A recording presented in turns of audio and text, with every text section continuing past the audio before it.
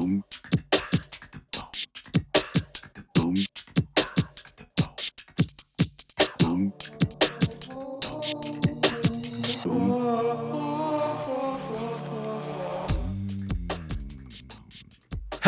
and welcome back to the Pop Tab Podcast, the podcast that's as sweet as soda for breakfast. I am one of your hosts, Brent, Kruscke, the upholder of the unpopular opinion. Joining me today, as always, is the ghost host, Jacob Stokes.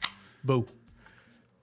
The Pop Tab Podcast is filmed in front of a live Twitch audience. If you want to be part of that audience, head on over to twitch.tv/RealPixel so you can be part of the conversation. If not, that's okay. There's a VOD later on YouTube, and you can just get the audio version over on patreon.com/RealPixel, so you can have it any way you want it, much like Burger King. We just watched the Fantastic Four trailer, so before we get into our normal upkeep stuff, or housekeeping, thank you, we're gonna talk about the trailer. You've been playing too many card games. I know. We just watched the trailer. It's so fresh. Like literally, we hit stop here, go here. So stop, go. One door closes. What'd you think about the trailer? I was sent the trailer this morning from Hokey, and he said something about the Thing looking funny. Okay. And I thought he looked fine. I thought the CGI might need a little, there might be a touch up that's happening, but I really like the big brow look. I thought I thought the Thing looked like a live action cartoon, not a live action comic book. If that makes sense to you. That makes sense. Yeah, because he's characterized. Yeah, and very much like here's a big brow, here's this, and even when he's in the Raphael incognito suit, it's like, okay, yeah, it's very cartoony. The hat only stops because of his brows, his eyebrows, not his head. And that's where I really noticed the accentuated. Yeah. But it feels cartoony. Like, there's something about watching them in this aspect ratio that is like more voyeuristic than a normal movie. Like we're watching something that's someone in this world would be watching, So I think there also seems to be a little bit of like hamming up of that. The suits, because MCU post first Avengers tried going more like quote unquote realistic with suits, where it's like, oh look, you can see the textures and the leather and the dirtying and the weather. As soon as Captain America went to Winter Soldier, they were like, we're gonna drop a couple of tones down. It's not gonna be skin tight. But these ones seem elastic suits, no pun intended. I was gonna say what I've heard recently of the most recent Marvel suits besides this and what's coming forward is they've all been overproduced or over-designed, where it's just like it was better when they were like they took Iron Man and they just made an iron suit. It wasn't over-designed micro bots and all this different. It was like the suit is an essential quote-unquote iron suit and he put it on. Kind of the Transformers thing. Yeah, where it's like, wow, there's 10 billion pieces moving and I'm watching all of them rather than like, oh, it's the guy who came from the truck. Right. So, but I thought the suits look, I don't know. This whole movie is going to not be my vibe just because I don't care to go back in time with these characters. That's the thing that I'm interested in, because if, I don't like listening to leaks and rumors, but if any of them are true, it's that their world gets destroyed and that they have to like translate over into ours, which might be traveling forward in time. It might be just laterally moving. And this is... I know they're like, we're already forward in time or something because of the 5-year skip and Endgame and whatever, but we'll say 25. If this is 2025 in their world, like almost steampunk, they're like stuck in the 60s, and they just moved to our 2025, I could understand that. Like that's actually not in the 60s. It's just the style. It's the Jetsons, the retro future. Yeah. And then Galactus, obviously being there, Galactus just eating their world as they translate out of there. But then are we getting a whole other movie from what that trailer just showed us? I was going to say... You know what I mean?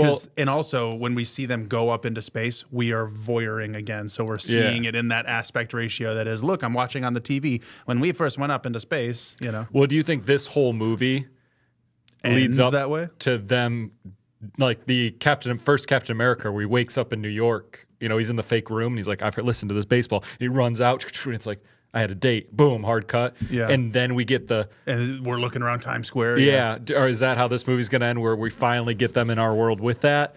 And then we got to spend a whole other next movie about them being like, oh, I don't know. I don't belong in this time. I've still got to learn what's going on. And are we still going to get more Captain America I get that reference, blank, blank, blank I jokes. I don't think maybe we get them from The Thing. Maybe we get them from Johnny, I know? did- But because there's 4 of them, Reed Richards is, if I remember correct, I think he is the smartest person in all of Marvel. Right. That's why Like he's the Council of Reeds. Exactly. Yeah. It's above like almost everybody else. So that's where is he going to adapt and catch on and just be a super genius in this world? And are their suits just going to become more modern? Is that going to be their take on the new? I don't know. I also love in Marvel, they're like, Reed Richards, he's the smartest person on the planet. It's like, Tony Stark figured out all the stuff, time travel, all the stuff. But Reed Richards one step above. It's like we're dealing with anime power levels. It's like, well, he's level 9,000, but he's level 9,020. So it's like just a little bit higher and stuff. It's like, Well, okay. It's more so I imagine that he's dead. Tony Stark. Well, is he? Well, Robert Downey is, and he's going to be Doom. Uh-huh. But which Doom, which Stark? I mean, we're going to get Stark back, right? You'd have to. You right? were going to get if the Stark. actors in it, Right? like, It's like, yeah, sure, but he's I hope dead. he doesn't come back as like a character, but he's like, we go back, we go to him in a different world or something. And Maybe.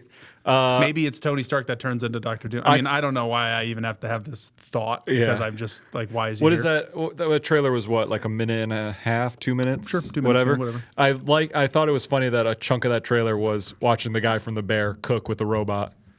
I was like, I was like, all right, interesting. I was like, I guess I don't know The Thing. I don't know Fantastic Four that well besides the movies. Like maybe cooking he is like a food? thing. Maybe that's a thing. But for me, I was just like, wow, we're really spending a chunk of this trailer with the guy from The Bear cooking. Interesting. But he didn't cook in The Bear. Sure. He didn't, but. Oh, okay. I was just throwing out there that, To be fair, I hear you. the robot cooked, and then he went like, "Oh, this could be better," a little garlic, which little sounds garlic. like that, like him Just in the get a Bears. little Like, kick. hey, you could do a little bit better. We could have better. We food. always do spaghetti. Yeah, come on. Spaghetti's on the menu. So I don't know why I'm making them sound like that. Okay, I was just checking the release date, July 25th. I think it was probably smart to have Johnny have like a line and a half because he's probably going to be the funny one. So they didn't put any of the jokes and stuff in this first initial trailer. I'm sure. I'm sure he'll be the funny one. It looks like the Thing's having a crisis like normal of like, why am I a fucking rock? Yeah. But I get it. New audiences. I want to see it all over again. I'm in on it, but yeah. The lineup is great though. Vanessa Kirby's great. Yeah. I'm fine with. I think Pedro Pascal is like. He's like a fill-in. He's like the actor that they're like, let's grab him because he's hot. I don't know if he was the right choice. He's got. Well, it's funny But because he's I gonna don't do think well. of Reed Richards having charisma, but he does. This actor has charisma. Right. You know what I'm saying? So And- that's why I'm happy to see him in anything. Yeah, and I think he's good. There are some he's things going to he's do done good. great in. Yeah, but I think overall it's just like they were like, who do we cast as Reed Richards that's not going to make everyone angry? Let's grab the guy everyone likes right now, which is good for him. That's going to make everyone angry. Yeah, I don't know. You know what I mean? Like, kind of like Dan was saying yesterday, I've never met anyone who's like a Fantastic Four fan. You know Well, what I they're mean? I've Marvel's never- original family. It's a big deal to comic book people. We're just not comic book people. I mean, there's less comic book people every day, you know? Yeah, especially when the comic shop doesn't want to get you the comics you want. Ralph Ineson's Galactus. That's fantastic. He's got a great voice. Natasha Lyonne, what's she doing in here? She doesn't have a character. And John Malkovich? We saw him. Man, I really don't remember seeing him. He was the bald bearded guy. The bald bearded. Remember, this was the guy who Paul Walter Hauser. I'm looking at. He's the guy who was friends with the psychiatrist that held the birthday party here. Yes. That's kind of funny. He's in here. Good for him. Getting that Marvel paycheck, Someone's gotta. right? Yeah. I'm. What am I gonna do?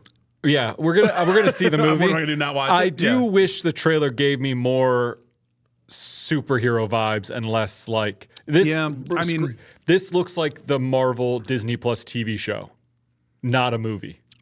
I'll give you that. I'm like, I'll give you that. oh, I But- don't want another TV But show. if you know, this is something I imagine I could look back on and be like, oh, you gave me a little joke, you gave me all their powers, you gave me the 60s, you gave me a shadow of Galactus, whoa. But if Galactus in the first 20 minutes eats their planet and we get a different movie, I'll look back and be like, this is what keeping a secret in a trailer is, and I like that. Right. You know? I mean, they did it well with Endgame and it was a better trailer, but also that's going to have been a better movie by the end of this. I'm Yeah. almost certain. So I'm watching it in. I'm happy to just see the actors in the roles and see them moving and see. That's all I need to see. So. Yeah. And for me, I'm gonna watch it. They know they're gonna sell tickets. That's the thing is And everyone's if going this to does- watch it. If but this does have a crazy turn or twist or you an think ending or change, Go ahead. I think it has a longer tail, a longer week 2, a better week 3, because people are gonna find things out and be like, "Whoa, what? This isn't the movie I thought."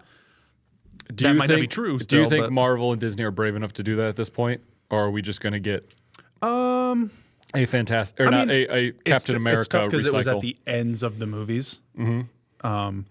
But was it the best kept secret? Not for Disney's lack of trying. The Spider-Men coming back in No right. Way Home, the ending of Infinity War, everyone snapping away to dust, and Endgame, how everybody comes back and whatever. Like, they didn't show you time travel. We assumed it because we saw set photos and stuff like that, right? So it's like, if you take away that layer of too much knowledge, they didn't tell us the plot. I mean, they did in the sense of, hey, everyone snapped away, but this guy's got another movie. This guy's got another movie. We have knew. Well, but that's the knowledge stuff. We didn't have a trailer for that movie. We didn't have. I guess it's just the industry knowledge that takes us. To ask the layman, they probably wouldn't know. That's fair. How many people until this moment, this trailer went, "There's a Fantastic Four movie coming"? You know what I'm saying? Yeah. That's real people out there in the theaters watching and being like, "I'll take my kid. I love the Fantastic Four." I have a perfect segue with that Okay. because I was at Burger King, and I'm jealous. I almost ordered it here today, but then I was running late. I don't remember. Not this morning. It was like a while, sure. whatever. But I was still at Burger want it. King. I was walking around waiting for. I think I got a breakfast burrito, and I think I got Bethany some tots. Nice. And I was good, just good tots. They do the little Well, hash browns. Good yeah. hash browns. I ordered. I was like, "Can I Just get the little tots?" They're edible like, "Yeah, I can discs. get you hash browns." I'm like, "Sure." Yeah, I get it, but Because they're flat. they're like you flat, know, yeah. But I'm walking around, and they have those crowns. That Burger King has the yeah. paper crowns, and I look, and they're crowns for the Smurfs. And I went, Smurf crowns. like for the Like Smurfs. they have ads on them or something? It was like advertising the Okay. Smurfs movie, and I went, "Where the fuck did you pull this out of storage from? Where the heck?" There's a Smurfs movie coming out this year. There's a new Smurfs movie. With Hannah Waddingham, I see. So this is... And Natasha Lyonne, man, she's busy. Isn't that crazy? Chris Miller, Matt Landon. So is this a musical? I have no idea. I saw the Oh, the guy advertisement. who did... He did some of Shrek. Oh, he's voices in these movies. Puss in Boots, Shrek, Madagascar. Kowalski. It's Kowalski from Madagascar. I saw advertisement for this movie before I ever knew it existed, and I was like, "There's a new Smurfs Well, movie." dude, what is it with fast food and just putting... Where... It was Captain America, Oh, right? yeah. Captain Yeah. America had stuff out last May. Yeah, McDonald's. Was like, we're a year away. This one, I mean, it's in Did the that same one year. get but delayed it's- though? I thought it was supposed to be out last summer, and it got delayed Maybe. because I thought they had to reshoot a bunch. then that must mean this one got delayed then. Because wasn't it all about like the Kurt Russell, something Nick else. Offerman, John Goodman, Sandra Oh, Billy Lord, Rihanna, Alex Winter, James Corden, Octavia Spencer. What's the budget here? That's what I'm saying. I'm like, where did this movie come from? What up, there's- Hokey? there's also I just another, got, one of those crowns, and we had no idea the movie either, and we're tapped in on kids' movies. Exactly. Hoke. Where did it come from? Freakier Friday coming out. That one I knew. I've heard of. I didn't know that was coming out this year. And a SpongeBob movie, another one. Another one. That one's actually soon. It's a few months away. I could not believe that there was a Smurfs movie coming. Yeah, I mean, Because I feel like, again, that's we're something tapped I'm in. not tapped into. We're pretty tapped into movies, though. Well, yeah, for sure. But I'm like- agreeing, yeah. And I'm pretty good about kids' movies. I'm usually getting pretty hype, especially with the last few run of kids' movies where I'm like, might be my top movie. Sonic 3, Moana 2. Like the last few months, I've been like, give me all these kids' movies because they're dope.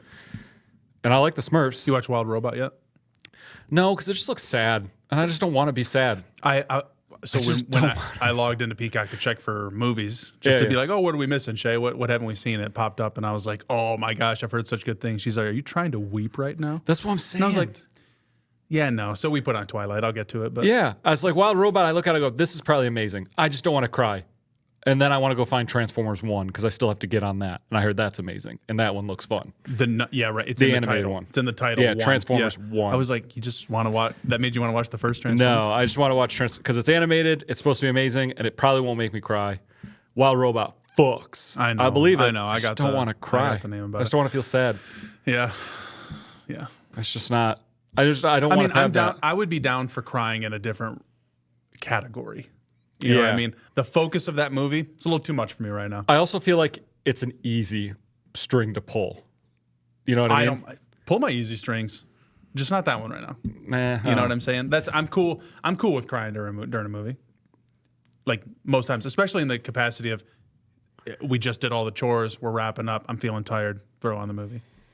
I guess that's the point where I'm probably pretty high and I just want to throw on something crazy. Yeah, I was not high. Okay, that's fair. That usually helps. It was a school night. You have school? No, Oh, okay. that's just what I call, the nights leading into weekdays. That's true. Doesn't stop me. I just, hit it up. Let's go. I get it.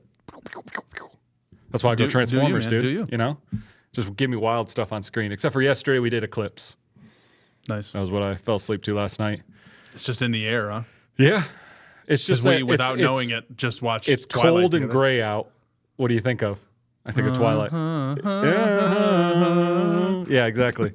And then also with it being so cold, I really think of Eclipse when Jacob's like, "Oh, come rub on me, Bella," and Edward has to be in the tent and watch him. I'm like, God, this is so dumb, but I can't stop watching it. I love it. Oh man, I think it gets almost worse. I used to think it got better as it went. I think it gets worse because I'm like almost in on too much of that first movie being what it is. It's like the stylization. I think it's Twilight, Eclipse, Breaking Dawn Part 1, Part 2, and then New Moon. You like New Moon least? I like New Moon. Well, I haven't watched the latter since like 2015 in a row. Like New Moon, the problem with for me is maybe because it's the book as well, but it's just like a majority of that story is just Bella weeping and screaming in her sleep. Anguish, yeah. And I'm just like, this is one step too far. She could be sad. She doesn't have to wake up in the middle of the night screaming sad. Yeah, it's Poor like Charlie. It's dude. like Charlie goes through it. You know what I mean? Dude, 100%. Bella be putting Charlie through it. It's just like it's one step too far for sadness. Where I'm like, look, all right, I listen to a lot of emo music. This is one step too far for me. I don't know who this was for. Yeah. This is crazy. Well, I'm spoiling my Letterboxd a little bit, but I did watch Twilight on Sunday. But we did the director's commentary, which was interesting. I had to go. I didn't have it on my Plex because it's only a part of the Blu-ray, not the 4K Blu-ray. Okay. And I ripped the 4K, of course, for the Plex, so the regular Blu-ray had to go through. But it took 3 discs for me to find it because there was like so many special features. But I'm like, man, there's got to be a director's commentary, right? Apparently, people online were just like, I don't know where it is. Like a lot of discs just don't have it. But that's where I found out that Charlie's mustache was Billy Burke's idea, was the actor's idea. And I was like, wow, that seems like such a iconic thing to him, Just Seems like iconic. it's like such a character choice. Well, I'm just saying, if you go, all right, we're in Oregon. There's a sheriff. What does he look like? First thing you go, well, he's got a mustache. Yeah, That's like the first so thing. what's funny is he grew up in the Pacific Northwest apparently. So the director was like, he really helped us out a lot here because there's little things going through. There's a particular beer brand that they carry. I'll call it Ripley's because I don't remember the name, but they call it up there Vitamin R. Really? Because it starts with an R. So he's like, they keep talking about how Vitamin R was the brand of beer that like they drink up there because it's such a regional thing. Oh. So it was like he was able to bring these little regional touches because he grew up there and knew it. But like a lot of their clothes were their own and stuff like that because him and the character Billy. Yeah. They had a lot of their own clothes and stuff, and it was really interesting. Like there was actually interesting things, and then there was Robert Pattinson like clearly drunk or high, and it was almost distracting enough. I was like, because no one else is with you, he would say something, they'd be like, "Okay, Rob," and I'm like, he did say some outlandish shit there, but it's a one-man party, on there, and that's not fun. This is what happened. He finished filming. He's like, "Oh, thank God that's done." They're like, "You got to come in for the commentary as part of the contract." He went, Who I've got 4. I got 3 more movies he thought in his head at that point. Yeah. and there's 4 more. Secret. He's like, fuck. I'm sure dude, he signed give me on something. for part 1, part 2, right? Like right away because of the contract of it all. Probably not. He probably signed on for the first movie. Then they're like, cool, it worked. We're making more. Here's the contract. And he's like, well, I bet you in the clause dollar. it was if we make more. I mean, it's always tough because I know they had that, like, it didn't really become an industry standard until like post Dark Knight, apparently, was the one where they're like, now it's if this movie works, you're agreeing to payment for sequels. Right. Because you had the Rachel problem. Yeah. So it's, timing of it, it's just before Dark Knight, right? I believe or it's like the same year. Production-wise, it's not much far.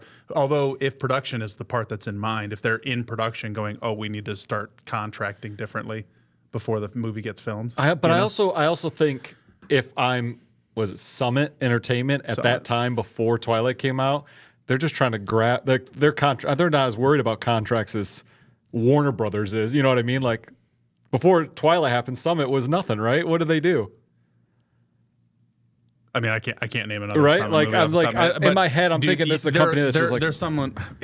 I don't know. Is it because of Twilight that I even know? That's why I know them. I can't imagine. I know them on other movies now, but before that, let's see, they were independent up until 2012, and that's when they got bought out by Lionsgate. How long did they function before that? 2010. 90. Oh, No, 91 particularly, but in the 90s. all right. Hit me up with some Summit movies. I'm trying to find a list. It's usually on the near the bottom. It's like filmography, or they got the thing to the left. Does that have a filmography? No, you can see it's just got their eras when they did it. Obviously, Twilight's in here, but the only things they're calling them flops. But I know P2, Never Back Down. They had Sex Drive, American Pie. They did American Pie. Wow. But I'm not seeing there's not a list of movies, but I mean those are big enough. Summit's got their logo. Must not be that Hill logo in American Pie. Totally possible. It's probably like I don't know, but doesn't matter. Doesn't matter. But yeah, I don't know. I think I really like Robert Pattinson's like I don't give a fuck of what movies I'm in. I think it's cool It's to have because so there's funny no to one me. else like him, right? Right. I mean, that's the thing. there's people who have a same like an Aubrey Plaza kind of like Yeah. kind of fuck off energy, and I'm weird and I'm whatever.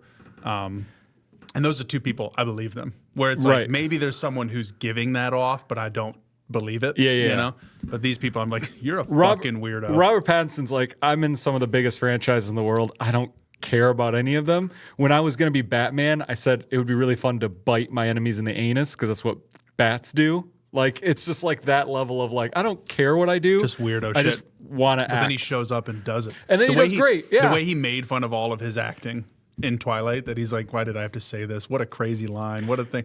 But then I'm just like watching him and I'm like, yeah, but you're doing it. You're doing and it. also, I think of everything else he's ever been in, and I'm like, he's just a fucking great actor. Yeah. I would hire a psychopath like that too to make my movie better. I think you really need to watch Good Time. Okay. Because that movie Harrison Ford is the embodiment of that. I saw a great clip of Harrison Ford. Yeah, that's true. It seems like Harrison Ford is just Kind of that way tired. now. Yeah. He's just tired. He's been that way a long time. But at the same time, I feel like he does care because recently someone asked him, like, hey, how does it feel to be in the movie with Black Captain America? And he just goes, I don't think there is a Black Captain America. I think there's Captain America, and Anthony Mackie plays Captain America. He fills those shoes. Whatever those shoes were, he fills them. He just is like so tired. He's like, why do we have to ask funny this because way? in the movie he says you'll never be Steve Right? Rogers. You know? Yeah. His character's different. Of course. But at the same time, I think he's. No, Hoki's onto something here. It's funny because he's only making movies for paychecks, I think he hates. and I think that's always been the case. I think he hates everything around movies. I think you get him on set, I think he's having a great time. But as soon as he's like, hey, there's a press junket, you have to do this, there's the premiere, and he's like, you got to go hand off the voice actor award I just for be the Indiana Jones done? thing at the game show award. He's like, yeah, fuck he's me. like, I did the movie, I did the thing. Because before he was in movies, he was like a carpenter, right? You build the thing, it's done. You go, hey, I did it, and then you walk away and you move on to the next project. Movies don't work like that. So he's probably like, fuck, dude, it was so much easier when I just had wood nails, like put them together and walked away. But remember what I was gonna say. Oh no, I was on the Harrison Ford. Harrison Ford, not giving a fuck. Well, I was saying Robert Pattinson. It's like the epitome of watching his acting because the whole sort of premise of Good Time is he's like on the run, and as he does that, he like becomes like 6 different characters to like try to pretend his way through something, and he kills it. And it's just like you're watching him play a character who's pretending, and it's like you can almost see all the layers in a good way. I don't know. I mean, I feel like I've seen a majority of his stuff. He's never done bad. Yeah, there's that kind of artsy space science one. Mickey 17. High Life, Oh. I think it's called. Oh, yeah. Well, Mickey 17's not out yet, right? Yeah. Or Mikey? Mickey? Mickey. Okay, I had it right. Which looks like a fun movie. And I love Bong Joon-ho, right? So yeah, I think why my not? favorite thing is to watch the mannerisms that Robert Pattinson gave Edward for like no reason. Like, have you seen the video? He's like, why does Edward sit like this? And he goes to tables and he puts 2 fingers down and then he lowers himself. Now that you know that, if you ever rewatch Twilight and see it, it's like the first time he walks through the cafeteria and he just goes, and you're like, why did he do that? Why was that a thing? And in my head, I'm like, let me see what I can get away with. Let me see what I can get away with. Let me see what I can put in here. I want to go to Forks. Wasn't filmed in Forks. No, but I want to get the little Twilight blue filter. It was filmed near it though, which is funny. Where I'm like, oh, and it's like they took the Forks signs and put them somewhere else. Awesome. And I was like, sure, why not? That's hilarious. And they're like, oh, this cafe is really great. Oh, this is really cool. Oh, this is a different high school. We weren't ever in Forks. I was like, oh, okay, sure. Awesome. What else do you watch? I only watched one other movie, and it was for the Monsters Unreeled horror movie night. Oh, gotcha. Thursday movie club, which they promptly moved to a Wednesday. Oh, okay. And I was like, well, I'm busy every Wednesday. Well, depending. Ideally hopefully. every Wednesday. But I was like, but who knows? Depending on cast, depending on whatever, maybe there's a time I could not be there, but it might just end up being I don't go to this one. But the one we did, An American Werewolf in London, was the I kind of pitched, here's what I have, here's what, I showed some movies, and he's like, let's just do this one. It's a good inaugural. And I was like, sure. I just watched this movie, but I'll happily do it again. It's a good movie. Yeah. It is not as good when you blow it up 75 inches from a VHS. I could see that. It was more like, I can't see through the dark parts of this as much. Like, it's just dark. I always think Hokie actually told me about watching Hereditary and how there were certain things that I was like, oh, or when this happens, and he's like, I didn't see that. And I was like, okay, so now that I know that, what did you see? And I started listing things, and he just didn't see half the movie. I'm like, so what was so scary about if you remember, there's a spot where Charlie is like in the corner when, post, and her head falls off into a basketball that rolls into the thing. That sounds very familiar. I can't picture it, but it sounds familiar. I can understand why you wouldn't remember it, but it's the brother, Peter, waking up and seeing that because he hears and then the head rolls off. Yeah. All Cody saw was a basketball roll out of the dark. And I was like, nobody touches a basketball in that whole movie. So it'd be like, why a basketball? Why a basketball? It's so funny how that happens. But it was this kind of thing where I was like, man, when we're in the theater at the end and he's talking to all the people that he's killed, and his buddy Jack's there, you just like can't see any of the makeup that Rick Baker did. That was all it was all dark at that point. He was like rotting and decayed, and it was like just a unhinged jaw moving. It was just impossible to see, and I was like, damn, the audio wasn't there because it was coming out of the projector, and I had to crank it all the way up, and it was really tinny, and then the nurse was like spoke on the same frequency as Shay, and that is just unregister. Yep. They were like, hey, can you turn it up for this? Why did you all watch it on VHS? Because that was the. Go ahead. So it's something I've mentioned to him. He wants to do it from tape because he was like, this is how Joe Dante did it, blah, blah, blah. But the thing I mentioned was, well, we're going to have to rule out some really popular movies. So we're talking what's February going to be? And we're like, okay, the monster theme isn't so much the tie. Like, we don't have to be locked into there being a creature because it almost takes one genre only. Like, how could we never watch Friday the 13th or Nightmare on Elm Street or something? Because that's not really a monster. So we're like, okay, well, My Bloody Valentine. Perfect. That makes good sense. Let's do that. He looks for the VHS. It's like $80. Well, yeah. Well, I mean, there's a lot of Scream is like maybe 10. You know, so he's like, there's classics that aren't, but this was the problem I told him earlier. I was like, we're going to be locked out of certain movies because the price is too high because they're just in such high demand and they weren't printed enough then. That's what I was going to say. I love Sleepaway Camp. Scream in the 90s. That VHS was printed. Like it would warehouses. Well, right. But Sleepaway Camp in the 80s was like, this movie's not. It was like kind of a video nasty sort of thing, right? And I love Sleepaway Camp too.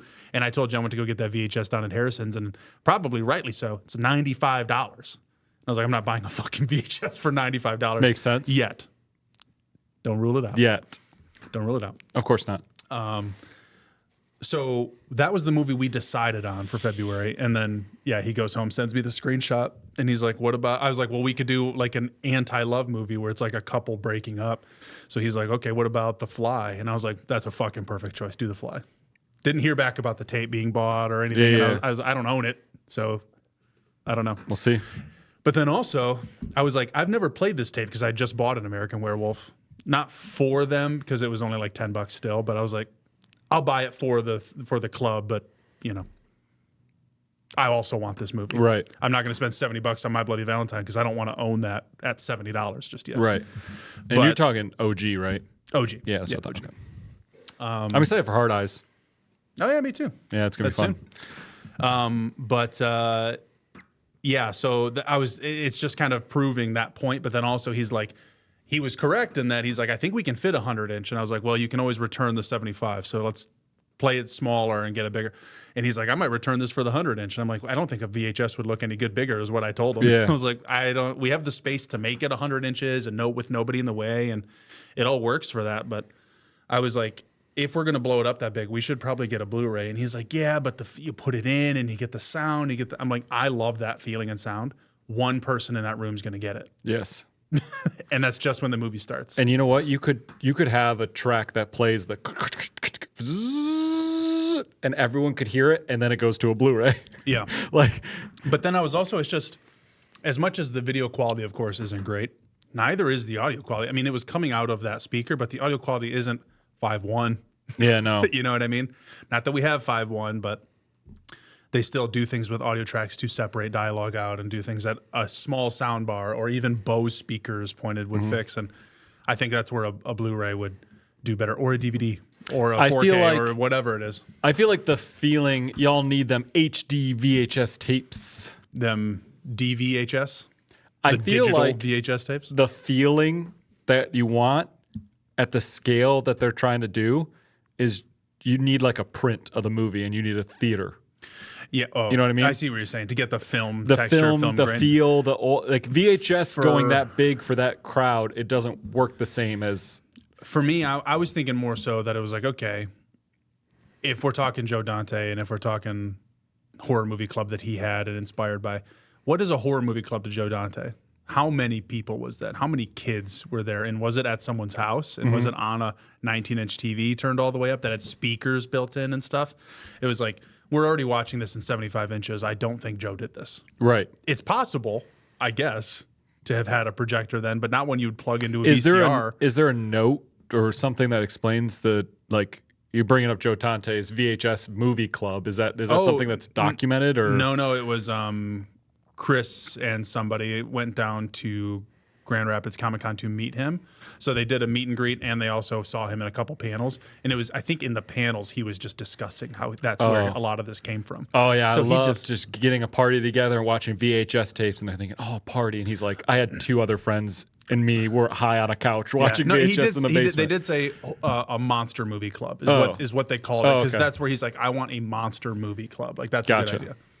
But we did have a good amount of people there. It was also really interesting, though, because they were all very quiet. Mm-hmm. Which, not to say, it was more so that I was lobbing a lot of things to be like, loud talk. Crickets. What did you think? Blah, blah, blah, blah, blah. That's it.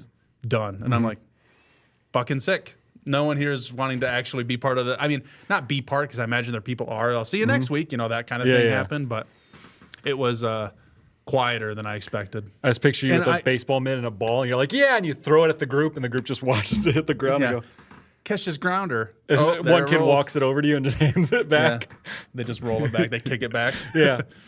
Yeah, it did kind of feel like that. But what I brought up to Chris, because I was also, if Wednesdays is going to be that's awesome. I don't have Wednesdays. Right. And he apparently had messaged Bastian, and Bastian texted me, hey, I talked to Chris. How'd the movie night go? Oh, we can do Fridays. Let's do Fridays. I pitched Chris on Fridays. I can't do Fridays. Okay, Cool. if you can't do Fridays, you can't do Fridays. Yeah, there's nothing wrong with that. Yeah. You can take a day, whatever, especially during the weekday. And he's like, that's the day I spend with my wife. And I was like, sure, whatever. But after the movie on Thursday, he was like, if anyone wants, we can all go out and get drinks, whatever. And it was, oh, I'm old, is what one guy said. Oh, I got work tomorrow. And I was like, yeah, I mean, it's 9:30, right? Because you can't start the movie till 7 because that's when Oakland closes. So it's like 9:30 now. Who wants to go to a bar and drink before they go to work tomorrow? It's school night. It's school night. So I'm like, if we do it on Friday, it doesn't lead into a school night. People might want to go out and drink first. And we could, instead of getting food before, we could do drinks and food afterwards and like have a regular spot. But with all that up in the air and it maybe being Wednesdays, I said to him, I was like, well, hey, maybe what we can also do is pitch like Hard Eyes comes out this Thursday. I'm going to go to this showing if anyone wants to join me, blah, blah, blah. And then it can be a little bit more like regular going somewhere. The movie isn't the movie's the experience, but the club part, what reason I posted is for the after the movie, to try to get the talkers to come out. So I don't know, but that's what I think it might end up becoming. Did you see, I think Wolfman's already on streaming or about to be on streaming? It said watch it digitally, and I don't know if it gave me a date or if it said like watch it now. What's your watch list like? Nothing this week. I had One Piece, Black Clover, like I was just doing shows. Black Clover. Okay. It's one that I want to finish, but it was so long ago that I started that I'm just kind of putting it on so I can get caught back up to where we were. Okay. But everything's been second screen besides my One Piece watching, which I have to finish because after Ben last night, I think every big death or big moment has been spoiled for me. But right before I get there, like literally, like I'm probably like inches away. Just because of Ben? No, not just because of Ben, but just because I bring up One Piece and that I'm watching it. Everyone seems to then throw something at me, and I go, "Yeah, I don't know that yet." And they go, "Oh, really? You're not there? Oh, well, you're probably pretty close." And I'm like, "Yeah, I probably am." And then I go home and I watch 6 episodes. I go, "Oh, here it is, sick." So I just want to get this done with. I'm so tired of people just being Who like, else has done it? Because we know Ben, obviously, with Big Ma. Yep. Evan did with Ace. Yep. With Ace. Yeah. Yeah. I'm telling you. I mean, I don't know shit. That's a big one. That's a big one. That's a big one. Yep. That's like an act. And that turning one in the series of the show. That one I wasn't even close to, but he's not in the show, and then he comes back, and I go, well, I guess I'm getting close to that part, and I was. So it's like, God damn. There's been what other ones? When did you talk to Evan? Was that when the store was? That was when the store was open. Damn. That was how long ago? Yeah. Okay. And then let's see. Yeah, that's right. Because holy shit, you've been watching this a long time. Yeah. Yeah, you talked to other James, not this James, but Pokemon James. Yep. You talked to James about he didn't spoil anything. Because he was, no, that's pretty cool. Man. Yeah, no, he didn't spoil cool. anything. That's pretty cool. No, he was good. $200? Yeah, that's pretty cool. I'll take this. Yeah, those two were the James, big what a guy. ones. I do miss that guy. Derek has to have spoiled something, right? There was, or just ask you questions. Oh, have you met this guy yet? And it wasn't really spoilery, but Derek talking about an East Lobby being like the moment where we get Robin's moment and all this stuff is when I finally got there. I'm like, oh, I could see that this was a big moment. Yeah, this was a big moment. It probably would have been bigger if I didn't know it was coming, but yeah, I knew it was coming. That recently happened with Dan to Dan, where he's like, oh, dude, this episode, you're going to cry. And then I watched it from a different point of view. Exactly. I think, where I was just like, I'm not crying. Yeah. And maybe because I'm not in it because I think I know I was supposed to or something. You know, when I watched Coco for the first time, it hit me hard. Knowing I was going to cry watching that and the moment and stuff, I watched it and I was like, I just didn't cry the second time. So it's so funny because there's certain moments that haven't gotten spoiled for me. And on a scale, they're probably really small, but they've affected me so much more because I had no idea they were coming. So it's like, man, I need to get through this so I can talk about it. And no one can ruin Especially it for if we're me. ever going to play the card game and stuff where you're going to play Big Mom and they're going to go, oh, Dad. Yeah, or play a character and be like, oh, isn't it crazy we needed this? And I go, I don't know that yet. Yeah, remember when he hit the new gear? Yeah. Remember when Robin hits gear 2? Oh, yeah, that's gears and this and that. I knew gear 5 was thing, and, you know, those things aren't too big. Is that White Luffy? Yeah. So there's like certain things that aren't too bad, but I'm just like, I'm tired of getting it's almost the auxiliary characters more than like the main characters. It's that like I don't want anything else. Well, because depending on how we've with the bag of peas thing, right? Yeah. It's people don't view those auxiliary characters as anything more than stepping stones, but it's like, well, no, this is actually a really important moment, or the way you would feel about it. I don't give a fuck about anybody in that show, but there was a really good moment with Sanji that I'm so glad no one spoiled for me, because it was one of those moments where they set it up and I went, oh yeah, okay, that makes sense for his backstory. We haven't got any backstory. I'm glad we finally have this piece. It makes sense for his mom and all that stuff.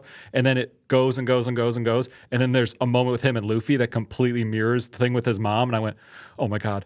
And Luffy says the exact same line his mom did, and then it breaks Sanji, and then I'm breaking, and I'm like, it's what his mom said. Yeah, it was but it's the kind of thing where we'll say Big Ma's death, because apparently that's a thing that's going to happen. That might be something where they're like, oh, crazy. Yeah. But you're like, oh, that's actually big because fucking I'm watching it actively and tying this to that. Yes. They might have been like watching 1.5 times speed, or on the background, or it's in the car while they're driving. Who knows how these people are watching shows, but that's where I imagine someone's auxiliary character might be your primary 5. So that's why I'm trying to get through it now, because I'm tired of not even dodging spoilers. It's literally like talking to somebody and Ben being the thing, like, wow, like right at me, not even giving me like a warm up that something could be spoiler coming. Just like, here's a spoiler. And I went, dude, I just told you where I was. Dude, so sad. Derek did tell me, yeah, 1.5 speed. Yeah, there's some freaks out there. I don't know if anyone I know does that. There's some freaks out there. I don't think I know anyone who does that. I know CGB does that for like YouTube videos about magic. Mm-hmm. I think that's okay for him. I have no judgment for him on that. I'm like, you've got a lot to listen to. You view everything as important, so you've got hours to watch and minutes. Go ahead and do that. I edit at 1.5 speed a lot. That's fine. Yeah, but that's a very different thing too. Kind of rude to talk about something happening in a show before you ask where they are. That's what I'm thinking, James. And the thing is he knew where I was. But even if that's a show so big that if someone said, "Oh, you're in episode 200," yeah. So are you on Fishman Island? Because we're like, where the fuck is that? Because what happened as soon as after he said that, he's like, "Oh, are you still in Wano?" And I'm like, yeah, Ben, I just told you I'm still in Wano. Yeah, he did it. He did say that. He literally knew where I was. I knew where you were. Anyway. No, but Derek was telling me the other day that we were talking about The Last of Us coming back for April, and he goes, oh, bro, guy at work spoiled it for me. Oh, and no. There were people around. So he's like, I'm not going to say what it is. And I was like, it's like the thing in the second game. Is that what you're saying? He's like, yeah. And he's like, what sucks is the guy dropped it so casually without us talking about The Last of Us. Uh-huh. It just came up and I was near it. And he's like, I just was in earshot and I heard it. And I was so sad. He's like, I couldn't even be mad at the guy. I was just so sad. And I was like, yeah, I was like, you can see why I want to watch that first episode the night it comes out, because there's no waiting. Did you, and he's like, dude, it just sucks so bad. I'm like, there's a whole season after. Yeah. But that first episode's going to be tough. I told you about what happened when I went to see Book of Eli, right? Yeah. Yeah. Walking into the theater, a guy walking out. I was blind the whole time. Yeah. And I went, motherfucker. Luckily, I wore noise canceling headphones into Avengers Endgame. That's probably pretty because smart. I was like, I don't want anyone whispering. I don't want to catch a fucking sniff of anything. Luckily, I think Book of Eli is good enough. And even with knowing that, I think the payoff that the book is in Braille at the end is like a good enough payoff where it didn't ruin the movie. I still enjoyed the movie. Yeah. But man, it probably would have hit way harder if I didn't know that. I forget who I watched that with. That at the end they're like, "Oh, dude, he can read Braille." Something. I'm like, "No, he's blind." And they're like, "Oh shit!" Whoa! I was like, It's not that he can just read Braille. To be fair, that could have been enough. It could have been enough. It was more than that. So funny. So funny. So yeah, One Piece. Anyway, I've got Black Clover. It's been 4 years. Gary Whitta. It's because the show's coming, and if you don't play it's like only because it's being revamped in a way that's like. Well, it's like if they make a book into a movie and they go, oh, well, the book's been out for 15 years. And it's like, well, it's a different audience, it's a different medium, different everything. So because of the different medium, and it's only been 4 years, right? and the show is so popular, and we're getting it, and they didn't tease it, they didn't spoil it because it's been in the game, you know. Man, I got another great transition into one of my topics. Oh, I'm finding all these great transitions. Great. Speaking of different mediums, I still have one thing. But you go ahead. Okay. Because I don't think I can. So here's bring my it thing. Back. Here's my thing. Recently, someone brought up, and I've never thought about this before. They were talking about people talk about the great fantasy authors of our time. You got Tolkien, Robert Jordan. You've got Brandon Sanderson. All these different things, and they're like something that's never getting brought up. What about Patrick Rothfuss? Is that what you're about to say? Patrick Rothfuss. That could be I another thought one. because you had. Well, I was trying to think of people that had bigger worlds. He's had 2 books, 2.5, which people love it. Go ahead, but different. Just keep going. Yep. Anyway. Someone brought up, they're like, but no one will ever talk about Oda, who wrote One Piece, as a great fantasy author because he writes in manga and it's just a different medium. Right. And I went, well, that's kind of crazy. I never thought about that because I was like, what about you go even farther? Like, what if 2112 by Rush is like one of the greatest sci-fi stories ever told, but because it's an album, it doesn't count. It's like, wow, I never thought about it like that. And I was like, it was like a door opening. I went, there's more to just. We should blend the mediums a little bit more when we make lists of like the greatest blank of all time, especially something that's like an author and you're writing and you're writing and you're writing. They're just different types of writing. It's pretty crazy. Then I also dove another. I was like, I wonder. It is manga, so there's a lot of pictures, but there's so much One Piece. Was there more words in One Piece than Lord of the Rings? I don't know. I was thinking word count then because I was like, well, the only difference is Lord of the Rings wasn't illustrated. Alan Moore been fighting for his life for his entire life. Yeah, that's true. But it was just so interesting to think about it like that, and I never put it in that perspective before. Even though I read manga and I read books and I do all this, I've never put the 2 worlds together. And I go, why don't I? They're both writings. They're just different ways I'm taking them in. Especially because I do a lot more audiobooks than I actually do reading because of just time and stuff. Yeah. That I'm like, well, I'm not even reading the book. I'm listening to it. I'm actually reading the manga, but I don't think of them the same. I thought that was interesting. Food for thought, little moment that I had. That's good. That's a fair question to say. I think that, in the fantasy conversation, it would make sense because of all the world building and stuff that One Piece has. Yeah. That's what I'm saying. It's like world building. There's the fantasy aspects, and they're like, well, it's goofy. And I'm like, well, there's some goofy shit that happens in the other fantasies too. It's just underneath the 6,000 words that you had to get there because they had to describe what's in the room instead of Oda just drawing it, Yeah. I also think what about like a Gary Gygax then? Yeah. The guy who essentially wrote the outline of a game for people to write the best stories ever told for the people who are playing them, Yeah. That's kind of an interesting thing of just like, do you credit the guy who invented the typewriter with any of the writing? You know what I mean? Yeah. It's kind of the idea. So that's another layer, another door for you. Yeah. No, I want to get back because you mentioned Wolfman. Yeah. I had to write it down to make sure I got it. You mentioned Wolfman coming to streaming. It's just frustrating. Oh, no. I got a grievance to air. Okay. For my wife. You have the floor. For my wife, Shay. Wait, from or about her? For, about. Okay, go ahead. You have the floor. It's a very simple one. Mm-hmm. It's just Wolfman's coming out. I'm excited for it. We get the first trailers. It's always in the theater when we're there in October and November and December. And I'm like, I can't wait. Yeah, they showed the hell out of that trailer at the theater. They really did. Mm-hmm. They really did. And each time, except for when they put out the newest trailer where it starts with them hanging upside down, I would leave the theater for those ones because I'm like, I don't want any more. I'm like, I'm good. I don't want to know more. I'm happy to watch a trailer again, but not the same one. But the movie is coming out, and I go, Shay, we have to go to this movie. And why can't we do it this weekend? Oh, I don't know, this, that. Whatever. We got lots of plans. And I'm go, okay, well, I think I'm going to go on Sunday then at, I'll say noon. I don't remember the real time. So yeah, I went. Sunday at noon because it's in IMAX, and I want to go see it in IMAX. And she goes, okay, well, I really want to watch that movie with you. And I'm like, okay. So are you coming to the movie coming with me?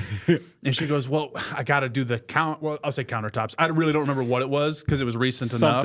But it was like that where I'm like, it's her hobby thing she wants to do. It's fair, all of those. And I'm like, okay, it's really important to me that I go see this movie in IMAX though. So Wendy, and I look it up and it's in IMAX through the week. Okay. Through the weekdays. I'm like probably before Thursday hits and they put a new movie up, which even then they had it for a couple of split showings because it wasn't all day Thursday, midnight showings, whatever. Yep. So I come up with, shout out to Shave on those countertops though, for real. They're fucking great. We just rebuilt the kitchen today. Can you use them? All this stuff. Yeah, we put all this stuff, but it's still light use because they have to cure for like 30 days. But Jesus. It's just that we're putting stuff. the fuck? We're putting stuff on the countertops now. Cure for 30 days? That's crazy. To like fully cure. That's insane. So anyway, Go on. she doesn't want hot things on it, which I'm never going to put on there anyway. She doesn't want wet things sitting out on it wet. Like I can't just throw a wet rag on there, which I don't really do anyway. But I understand the like, just don't do it this time. If you're ever going to do it 24 days from now. I was going to say, yeah, do it 2 months from now. Yeah. But all the same, so then I come up, I was like, okay, well, we're filming Monday, Wednesday, because I think this was in the middle of Aether Drift, right? Probably. Something like that. The last year of my life has felt like in the middle of Aether Drift. I've gone the 88 miles an hour. Yeah. So I come up with 2 days for it, and then we get to one of the days, and she has the Derby meeting out of nowhere. That's a Thursday. Yep. And whatever Tuesday was like, oh, it's the only day I'll be able to stream now, so whatever. And I was like, okay, well, I have the movie club to do this time around. I don't remember Tuesday. I think I actually stayed with her or something. I think you said you were going to, if I remember us talking, I think last podcast, then you ended up not, or it was before Tuesday, because we talked about it last podcast Well, too, I wanted to. But it's even if it's in theaters, it's not in IMAX anymore. Right. And I'm like, I could still go. It's happening again with Companion. I'm like begging, right? I'm like, we have to. It's also because the Wolfman movie I feel softer on because it got dog shit reviews. Right. No pun intended. Nice. That one was really no pun intended. It was great though. Yeah. But Companion, opposite. It's getting rave reviews. I'm always wary of those anyway. I don't really go in expecting a fully rave reviewed movie because a lot of people watching movies now that don't normally watch horror stuff, I don't know where they're at. But I'm really excited to watch it all the same. And Shay goes, oh, I've heard such good things. We should watch that. I'm like, cool. It's in IMAX. We should go to the IMAX showing. She goes, we definitely should, but when is the thing? And I'm like, is Shay turning me into now we just have to watch it at home? Oh no. That's the thing that I'm like, I can't accept. I don't remember, it was not in reference to any individual movie, but we were driving somewhere not long ago and she goes, we haven't been to the movies in a while. And I was like, yeah, Nosferatu early January when Colin visited. Which was my second time seeing that movie. So it really was like Christmas was the last time going to see a new movie. And I was like, it's been like at this point, I imagine it's been a full month of not going to the movie.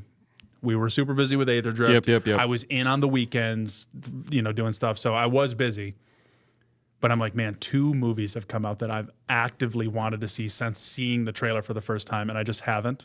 And I'm like, Shay's really going to turn me into a solo watcher. I'm going to just have to start saying, fuck off.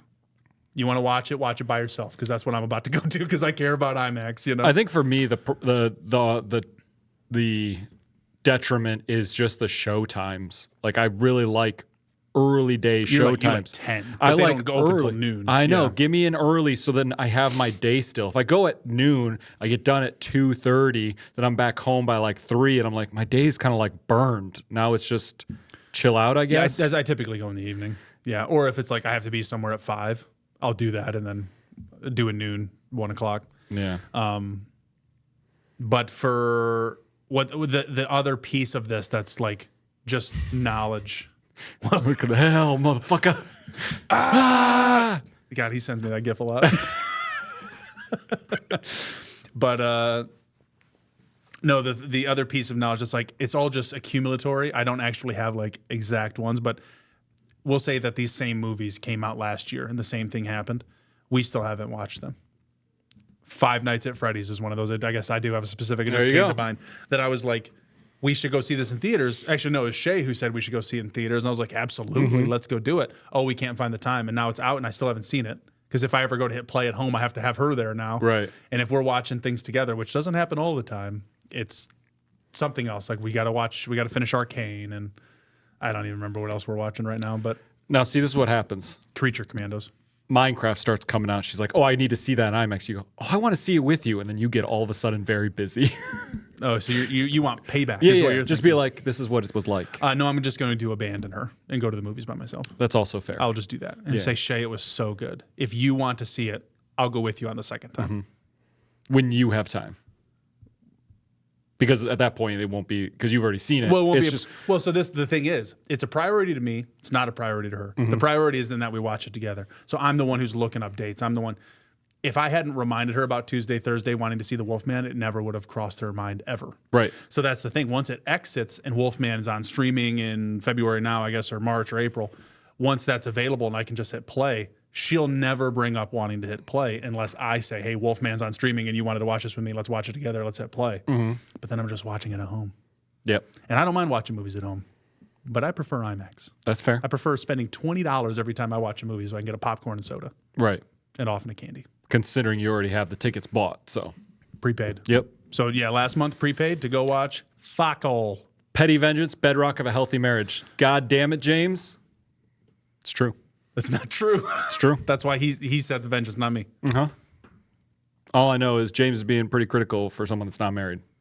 All I'm saying is it's going to be pretty ironic when I watch a movie called Companion by myself. It is going to be ironic. or the fake version of ironic we think ironic means. I'm never really 100% clear. Isn't it ironic? Yeah. Is that all you had? Is that your list? That was my your thing. Well, because you're the one who brought up Wolfman. Yeah. So that's where it came Well, from. I just saw an me. ad real quick that it was out. I was like, damn, it's already out. Oh, I did hear it was doing poorly, so that's probably why. Let me go to my notes. Companion or Wolfman? Wolfman. Yeah. I'm instead going to see showtimes for today. Fantastic Four. We did I might be running that. some errands for Shay too. All right, cool. Oh, we got to end early. It's at 1:55. No, we don't. I'm kidding. I'm playing. So the next thing for the schedule this week, I'm doing Kingdom Hearts 2 on Thursday, and then me and Alec play Remnant 2 all weekend. That's the stream. So Shay's streaming tonight, right? it's a great question. I don't know what she decided What on I'm looking because I'm at busy. here, what I'm looking at here is a double feature. She keeps shifting to Tuesdays, and I was Wow, like, Shay, there's so many. I plan for movies Thursdays, on dude. Right now. Look at the quantity of movies. That's a lot of movies, dude. There's got to be 20 movies playing right now. They all just have one time or two times. I do want to see Flight Plan, but that's probably one I will just wait to see at home. That's a perfectly fine one to watch at home. So I'm going to go through my list because I do have a list of Flight stuff. Risk, by the way. Although I do fuck with Flight Plan Oh, Flight List. with Yeah. Jodie Foster. Yeah, You remember yeah. that one where a kid's missing? That's actually got Sarsgaard. Oh, is it? Peter Sarsgaard. He's the guy who stole the kid. Right. Which is the one with, what's Red Eye? What's that one about? That's Cillian Murphy, Rachel McAdams. Doesn't someone go missing on that? Or No, I thought don't it's think like so. he goes to sleep and he wakes up and his wife is gone. Or am I thinking Flight Plan with the daughter? You're thinking Flight Plan with the daughter. I'm Damn. sure. Plane movies, It's you know? let me look up Red Eye. Okay. I don't remember. I haven't seen that. That was on tape. Uh-huh. Whoa, ho. Are they remaking it? Oh, shit. I just clicked it and it's a 2024. Oh, it's an episode guide. Okay. Interesting. 2005. Hell of a year. The good times. Lisa, on her flight to Miami, befriends Jackson, who turns out to be a terrorist. Holds her hostage. Yeah, different. Okay. Different. Okay. So I got my list of things. We're about an hour in. Let's dive in. It's time to dive in. Now that we're finally here. So the first things first, I'll do quick ones. Tomorrow, Jurassic World Rebirth trailer comes out. I'm very excited. Okay. Apparently they're bringing scenes from the book that weren't in the original movie are coming back. So I'm pretty excited to see which ones those are. They probably won't see in the trailer. I haven't read the book. But there's some pretty metal options that they could do, like coming across compies that ate a baby in a crib. That would be pretty metal. There's a whole scene of raptors getting gunned down by helicopters on the beach would be pretty fucking cool. Like there's a lot of cool scenes I could do from the book. I doubt they're going to do any of those. Probably. I don't know what scene they'll do, but Kathleen maybe. Kennedy will not let that pass. But trailer comes out tomorrow. I'm still excited to see where they go with it because it does seem to be possibly leaning more on the horror side of things. The shots so far have gotten a lot of like very much like either they're in the long grass with like the guns and they're trying to like do Lost World Jurassic Park, or you've got the red light and the gates and the hard hats and all that stuff. So Sure. hopefully the trailer gives me a little bit more of that horror vibe that I feel like the last couple have been missing, but we shall see. Another announcement. It's sad news. Tough to Be a Bug, the 4D show at Disney's Animal Kingdom, will be shutting down. The last show is in March. It's very sad to see you go. Tough to Be a Bug. It was a great show. Is this is the fucking news you took notes for? Yeah, God, Tough to Be a Bug. You. God, I hate you so much. It's sad to see it go. I really like that. I really like that show. It's really can't cool. imagine, dude. So it's sad that that's going to be going on Holy March. shit. Uh, God, there's Smurfs is 7 gone? more things. Okay, 6 more with Smurfs gone. did you see? No. If it's in relation to anything you just mentioned, there's not a shot I gave any bit of a shit to look at anything like that. So a long time ago, there was an episode of South Park, the World of Warcraft episode, very famous. Sure. Okay. Now we can play the game. Now we can play the. not. Oh, yes. Now we can play as after they beat. Yes. However, now we can play the game because when that episode starts, they go, "This is what we're doing with World of Warcraft. We got this plan." And Butters is like, "I don't have World of Warcraft," and he's like, "Butters, you say you're on your computer every day. What do you mean you don't have World of Warcraft?" And he's like, "I've been playing Hello Kitty Island Adventure." Not a real game. Until now. Hello Kitty Island Adventure, real game on Steam. You can buy it. It's essentially Hello Kitty, but Animal Crossing. It's a real thing. We can finally play the it. game? We can do it. Huh? No, you said we could finally, and I said play the game. Play the game. It's exciting. Butters has been put up on a pedestal now. We can play his game instead of World of Warcraft. Oh, it's a mobile game. It came out in July last year. I don't Thanks for keeping me up to fucking date, dude. I don't think so, dude. I think you're looking at the wrong one. Hello Kitty Island Adventure is a 2023 video game based on the Hello Kitty brand. It was released for Apple Arcade on July 28, 2023. A version for Nintendo Switch and Microsoft Windows also released January 30th, 2025. That's the one. It's the same fucking game. Mobile doesn't count. We can now play. Lucky everybody. us. Because the whole thing was Butter was playing on his computer. You're not playing a mobile game on a computer. That's what we're talking about, okay? So that's exciting. Look at that. I'm just slamming these notes so fast for you. We're killing it. We're let me get gonna. this. I might be able to catch Companion at 155 if you go this pace. I did something I don't normally do. Take notes. Well, but I was at Wendy's. So I've been going to Wendy's a lot. They've got the pellet ice. I get the drink. I almost DoorDashed Wendy's here to have it ready when I got here to just eat something quick. Uh-huh. I was thinking Burger King, and I was like, I'll order Brent a soda. Oh, I would have loved it. I love Wendy's soda. It's great. You wouldn't And have we're loved out me of soda. You wouldn't have loved me starting at noon. Stokes is 07. right. Brent is wrong. James, What? no one gives a fuck about your opinion. Oh, all right? damn. So, I care, James. I hope you're enjoying Kingdom Come Deliverance too. play Hello Kitty Island Adventure, James. Give me that plat. Sorry, go ahead. So I go into I'll play it if it has cross progression. So I go into Wendy's, right? And there's a line of people, and the person up front's a new person. And this is in probably the height of Aether Drift madness. Been going nonstop. Sure. But I'm in Wendy's, I see the line, I go, you know what? I'm just gonna take a minute, and I'm gonna be right here in the moment, and I'm just gonna take my time with this. I don't need to be anywhere right now. I can wait. And I just slowed down. And it was really nice. They ordered their food in front of me. I walked up, and the guy's like, hey, there's a rule. I can only have 3 orders, and I can't put your order in because there's 3 ahead of you. And I could have been like, oh, I'm just getting a drink. I don't need to put in an order or whatever. I was like, no, that's fine, dude. I'm going to take a second. We're good. And I just waited in the Wendy's and just hung out there for a little bit, totally content with just waiting my time. Had my hands, did my little thumb thing, just looking around, just, oh, yeah, okay. It was really nice. And then I got my drink and I left, and then it was nonstop. I had to go get edited and all that stuff done. But I had a small little window of living in the moment, and it was great. And I think more people, you should take that time, except for James. He doesn't deserve it. I think more people do. I don't know. I don't know if we do anymore. You don't think I do? I have a pretty chill demeanor. Yeah, but it's different than things like that. It's different than really thinking that you take a moment, you know? You can be chill all the time, whatever, but if you just actually stop and think about it. Do you ever think that most of your anxiety comes from all that shit that's buzzing around in your head that you just silenced for a little bit, and that maybe that's just anxiety turned off? Because I don't have, I mean, I get anxiety. Everyone does, but I don't get it. I get 1% of what you get. Maybe I got it that moment you shut it off. I was like anxious about something for like 4 minutes. I or just whatever. transferred it to you? Yeah. Okay, yeah. so I'm gonna need you to take some anxiety every now and then. If you don't I think guess you so. don't need that's those. the thing where it's just like, it's not the second I'm in line for a moment I open up my phone. I am happy to look around and whatever. That's just a calm mind. Yeah, but if you got Try up there, meditating. if you got up there, it'd be boring. I'd fall asleep. I would also, there's like, ooh, a little challenge. Let me socially interact with this guy into just giving me the soda cup. See, Now You you're know what I thinking mean? you're conniving. You're equating thinking to anxiety. That's the thing where your mind is like, I had to shut my brain off to not feel the buzz and hustle bustle. It's like, I happily think and don't feel that. Yeah, but you were When like, did I how do get- I get this cup? When did I show up to You that? immediately went, how do I get this cup? Yeah, you 'cause showed it's up. fun. It's a positive interaction. More people need to connive. No. That's what I'm going to say. That's the stress. That's the bad. That's Shay's the same thing. She goes, we're going into Home Depot. She goes, we can return this stuff. It's like $150 and stuff we can return. I need you to return it because I can't take it. And I was like, why? Is this, should I not be returning this? Is there something no, it all works. It's all good. I can. Only one thing's open.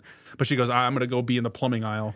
It's just like, okay. I mean, I can This return isn't even stuff. a challenge It's or not- conniving. Yeah. I'm just returning. You know what I mean? Yeah, no, that's fine. But- But it's a task I got to do. I got to think. I was like, I got to check that off. That's the thing I got to get done. I got to get this soda cup. Let me do it in a fun way. I don't want the check mark though. I just wanted to get there and Well, get. too bad you checked it because you wanted a soda cup. You just meditated your way into getting it. It was different, dude. I don't know, man. I think you just need to take a step back every once in a while. I think you're sounds too like into you almost it. I want me think to you're take a too step into forward. I don't know. Yeah, but I don't lose sleep at night. You know what I'm saying? Like, Well, I don't sleep. I don't lose sleep now because I get high before going to sleep. I don't take drugs to be able to fall asleep. I just go to sleep. Boo. All I'm saying is, you enjoy your quiet mind when you, and it's so funny. You're like, everyone needs to take these moments more. Yeah. But you did 3 minutes in a Wendy's a week ago. Yeah. Well, I you haven't had taken- time have you since, taken dude. one since? I haven't had time. It's been too busy. I did don't the know what first to tell step. I you. need some help from other people. Brent, you need the Calm app ASAP. Doesn't that cost money? I had a Bend app for a while, and then it just started notifying me like, hey, you should do the Bend. I'm like, oh my God, I don't have time to do it right now. When do I get back to it? So I deleted it. It stressed me out. It was just a stretch app. Like, take 5 minutes, do some stretches. No, I'm couldn't familiar. do it. I'm familiar. It's too stressful. All right, you know what? Fuck it. Don't take time for yourself, everybody. Just keep stressing, keep grinding. You'll get it done. Kill it. Let me delete that note because that was dumb of me.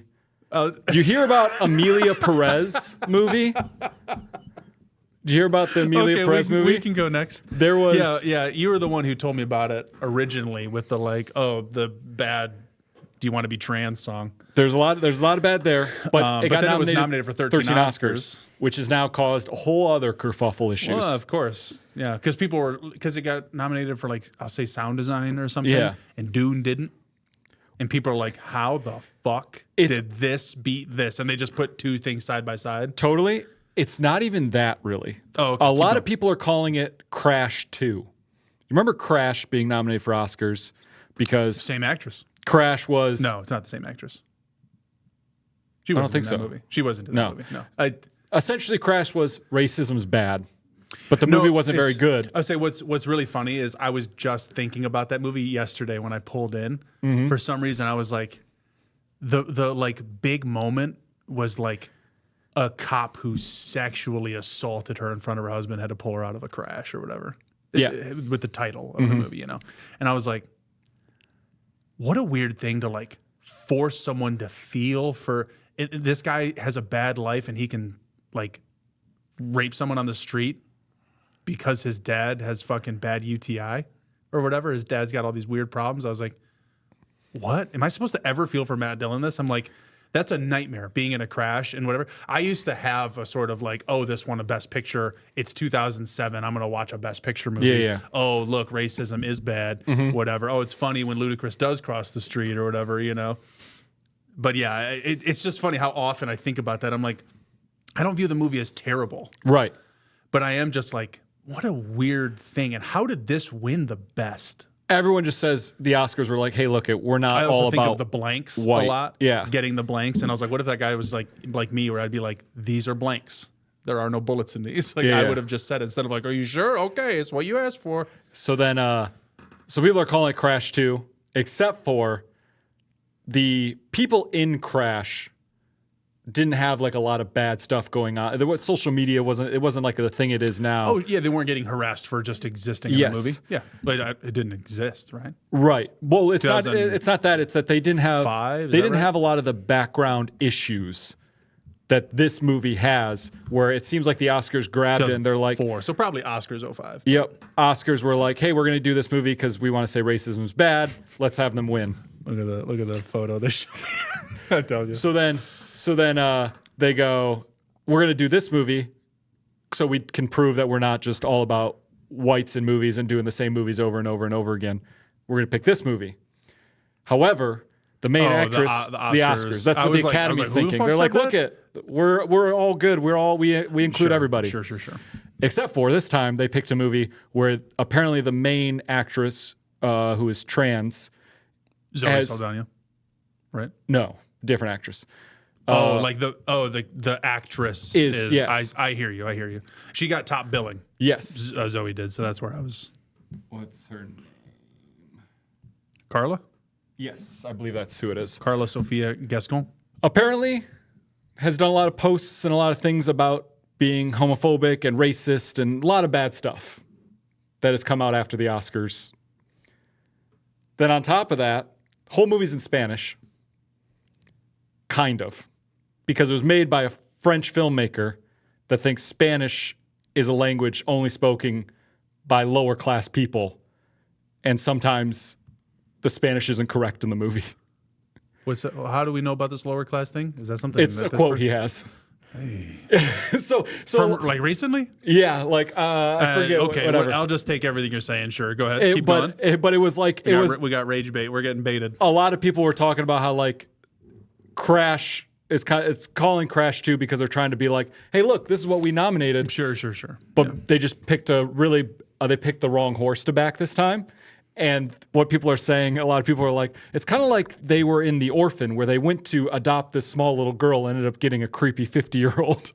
And it was really funny to draw all the comparisons. But there's like a whole list of stuff that a lot of people are not liking about this movie, on top of what you said, where it's like, how did Dune 2 not get this? How did this not get, like, how is this beating out these? And it's like, same conversations people had with Crash, because it beat out and also took nominations away from a bunch of big movies. I forget what all the titles were at the time or whatever. Because I think even if you look at the other nominees, it's like, how did Crash beat these movies? I'm just curious. Uh-huh. Are you hearing this via TikTok? Yep, and I went to articles and read up on it. I'm just curious because I'm like, how the fuck did you get this sent to you in any way? How do you hear about this thing? I mean, like, I bet you if I were to go to the Hollywood Reporter, I don't know if I'd be getting the, like, here's the internet hot goss on all this. Uh-huh. You know, it wouldn't be like, oh, we're going to tie all these things together, where that's a very TikTok, someone green screen or whatever, blurring themselves standing in front of, like, the article and being like, look, this is what the director said. It just sounds like that. It's my movie news guy, Straw Hat Goofy, that I follow for all movie news and stuff like that. CinemaCon. Yeah, I remember you saying you liked him. And then he's cool. And then I go, okay, what are other people saying? And then I found, name, by the way. Right, Straw Hat Goofy is great. It's a great name. And then I look up articles from a couple different places and seeing like, oh, this is being reported on. Then I go back to him to listen to him essentially truncate those news articles. I've just seen the one musical entry. Oh, the musical thing, yeah. Yeah, the song. But I haven't even spoken on it or against it because I'm just like I can't even tell if what I'm hearing is real. It sounds so bad. Yeah, I know, and right? I'm like, am I hearing a bad dub? Because you can't blame a movie for the dub it has. But that's why I'm like, I don't know. I'm curious to watch it because of all of it, but I'm also like, I value my time. Yeah. So I'm like, I don't think I will. I don't think I care to be a part of this conversation. I did see Ash gave it 1 star. Who? Wait, it's out of 5 though, right? 5 stars, yeah. Yeah. Okay. Yeah. Still bad, but not as bad as I think. I always think out of 10. Yeah, so you like a half a star would be 1. Yeah, no, it still just gave it 1 star. She did say, I wouldn't rate this as low as that was her review, I wouldn't have rated this as low as I had if it weren't nominated for 13 Oscars. What a shame, or something like that. So my last note that I have that I thought was really interesting, and I can't believe you told everyone to chill out for a minute, dude. That's so funny. I know. I'm sorry. It's just, again, apologies, everybody. Don't chill out. So my last thing I have is, I don't know if this is the only way that it works. Wendy's, bro. It was a podcast. I thought I'd share a personal experience, funny. but You're so funny. Yeah, fuck me. No, it's. So I think this might be. I'm glad you had. I want to get to that note. Okay. We got 45 minutes. Okay. Right? 40. Yep. I'm glad you had your 4 minutes. I'll never have it again. I promise think you should. I think you should. I think you should have more than 4. I think you shot that one dead. I don't think I'm having another. I don't think I'm having another 4 minutes. I'm just telling you that what you're telling people, this is what you should be feeling. There's probably other people that feel that way more regularly. And I'm like, you need to chill. But instead of welcoming me to your area, you're like, are you an idiot? Like, that fucking happens all the time. And I went, oh, apologies. I'm sorry, spit in my face. Let's rewind. It's just, you went, if there's the 3 levels of like literal meditation calm, steady state, we'll call it, whatever your heightened sense of mental, we'll say anxiety, I guess. I feel like you dipped from anxiety into the middle state, or maybe you went straight to meditative. You really went that low. Yeah. And then you came straight back up. And I'm like, I feel like we should talk about this middle layer more. I feel like you should try to aim for that middle layer more. Hitting the meditative state, cool. The truly sitting there thinking, doing nothing, I can understand. But we should bring you down just one, because you're like, look how far this falls. Look how deep one can go. And I'm like, I don't think it's as deep as you're saying. You're just way up there, you know? That's the thing. Maybe we should get you lower so that you can hit it's easier to go 1 step down than 2. It doesn't feel as monumental a task. Nah, it'll be fine. Sounds like you're taking drugs to get you down to a state that gets you. You know what they say? Kurt Cobain said the best. Rather burn out than fade away, you know? Oh, that's a cool line. That's a good line. Although I don't like that. I'll just burn out. So you got anything else for the note? No, Okay. But the more I think about it, I'll be bringing this up for a long time. Okay. You brought up something that I will mention to you for the rest of the time. So this may happen more often than not, but I actually think it's really rare. Got to pick a day of the week and do literally nothing, Brent. You deserve it. A whole day, James? What, you think I don't do anything? You know, don't think I got a life? I will say, having a whole day of nothing feels like a bit too much for me too. That's crazy. Like, it feels good to do my laundry. It was very It easy. feels good, like house chores. What I've done recently, Sundays is now like I try not to make plans for that day at all, unless it's going to cause me another break. We talked about with Innistrad, and Monday nights and whatever. But I take that Sunday and it's meal prep, laundry, house chore, whatever, and it's just no plans after that. I want to be home and done with everything by like 3 or 4. And then I guarantee myself the whole evening. Because right now we get home, I mean, we're filming Mondays and Wednesdays, but we get home at 9, you know, Tuesdays and Thursdays with Shay in the car and I'm doing the thing over. It's just, there's always a task. I do like having the day to do nothing and then spending it on checking the chores boxes, because that feels calming to me. Hey, Jake, what do you have going on this Sunday evening specifically? Is it because he's telling me this evening's the Super Bowl? Or this Sunday evening's the Super Bowl? I was going to say. I'm not, it's not such a hard, firm line that I'm drawing that strict when my favorite football team's in the Super Bowl. Go Birds. That will be a calming experience for me, unless, of course, shit really hits the fan. It's going to, because Kansas City. But it's more so that, like, God, I can't even think of anything happening. But, like, if we were to go bowling or something, it'd be like, let's put that on a Saturday. Let's put that on a Friday, because I want Sunday to be like Gundam or I've got video another note games at before that night note. or I forgot. whatever. Oh, great. Bowling. But the Super Bowl, Cody, is what's going on Sunday night for me. So as he responds to that, Sunday night, Last Sunday night, Bethany's really? work had a work party. We usually go like to a late Christmas one. Yep, Lucky Jack's. Lucky Jack's gone. So we went to Incredible Mo's to do bowling and stuff. I thought so too. I'm just fucking with y'all. So then we go to Incredible Mo's. And I walk in and we go, it starts at 6. We're there at like 5:50. And we're like, where's the Edson party? And the lady at the front's like, well, I don't know what lane they're at. I think they already ate. And Bethany's like, well, the party starts at 6. So I don't think so. She's like, I don't know. I just saw food over there. And I went, over where? And so she takes us to the lane. There's like the owners there and one other person. And then everyone shows up shortly after that. And I'm like, okay, so the food hasn't happened yet. It's just started. Sure. We're fine. We get there. Yeah, you showed up just later than one person that didn't own the. Yeah, okay. So then we get squared away to bowling, and essentially there's the whole bowling alley, right? Yep. There's the truncated spot. Yeah, the truncated spot. I think, what is it, like 8 lanes, maybe 6, whatever you want to say. Whatever. We'll say 6 lanes. We take up 5 of those lanes. We didn't rent the 6th one. I don't know why. We just got the 5. Maybe they're like we only need 5. They didn't realize the layout because we'd never been there. And I'm like, that's fine. They're not going to rent out the 6th lane when the whole work party's here because the rest of the building, empty. The rest of the bowling alley, empty. I have a feeling I know where this is going. So we start putting in names. We start bowling. First frame up. I'm like, all right, I'm first. This guy walks over to the screen and starts typing stuff in. I go, oh, I guess maybe we dipped one more. Maybe it's part of the work. I don't know this person by face, but maybe. And they're like, and then I look and Bethany looks at him and I go, okay, Bethany doesn't know him, which means they're not part of the work party. They did put someone here. That's kind of crazy, but whatever. I mean, they'll have drinks. We'll have drinks. Story ends. Okay, whatever. Keep going, yeah. He goes, all right, you guys are all set. Turns to walk away. 6 9-year-old girls come up to bowl next to this employee party where essentially we have like drinks, like everyone's going to get drinks and drink. It's like a, whatever. These like 9-year-old girls are just hanging over the machine where you put your things in, grabbing the balls, switching the balls, putting their hands on. Like I was just like, why would you put them they're here? being 9-year-old kids. Exactly. But it's more like there's so not many on the other girls. lanes. Not on the girls. This is on Incredible Holes where I'm like, why would you put them? I looked down and literally empty. The whole, like later on, probably like an hour later, one other lane got taken up by somebody later on. Oh, sure. But I'm like, Sunday night's a weird time to go bowling. That's why it's good for a holiday party. Right. Or probably a 9-year-old's birthday party if that's what's going on. and I'm like, what are we doing, Incredible Mo's? Then lady comes over, grabs everyone's drinks. And I'm like, cool, I just want a Diet Pepsi. Bethany's like, oh, I'll take a Diet Pepsi. Cool. Goes away. We bowl probably 4 frames. And there's 6 of us. So we've done, 20 24, frames. Yeah. 24 frames. And I'm like, you think we're going to get that drink or should I just go up to the bar in the, whatever the restaurant is? Sauce. Sauce. Yeah, no, that happened last time when we were there for Derek's party.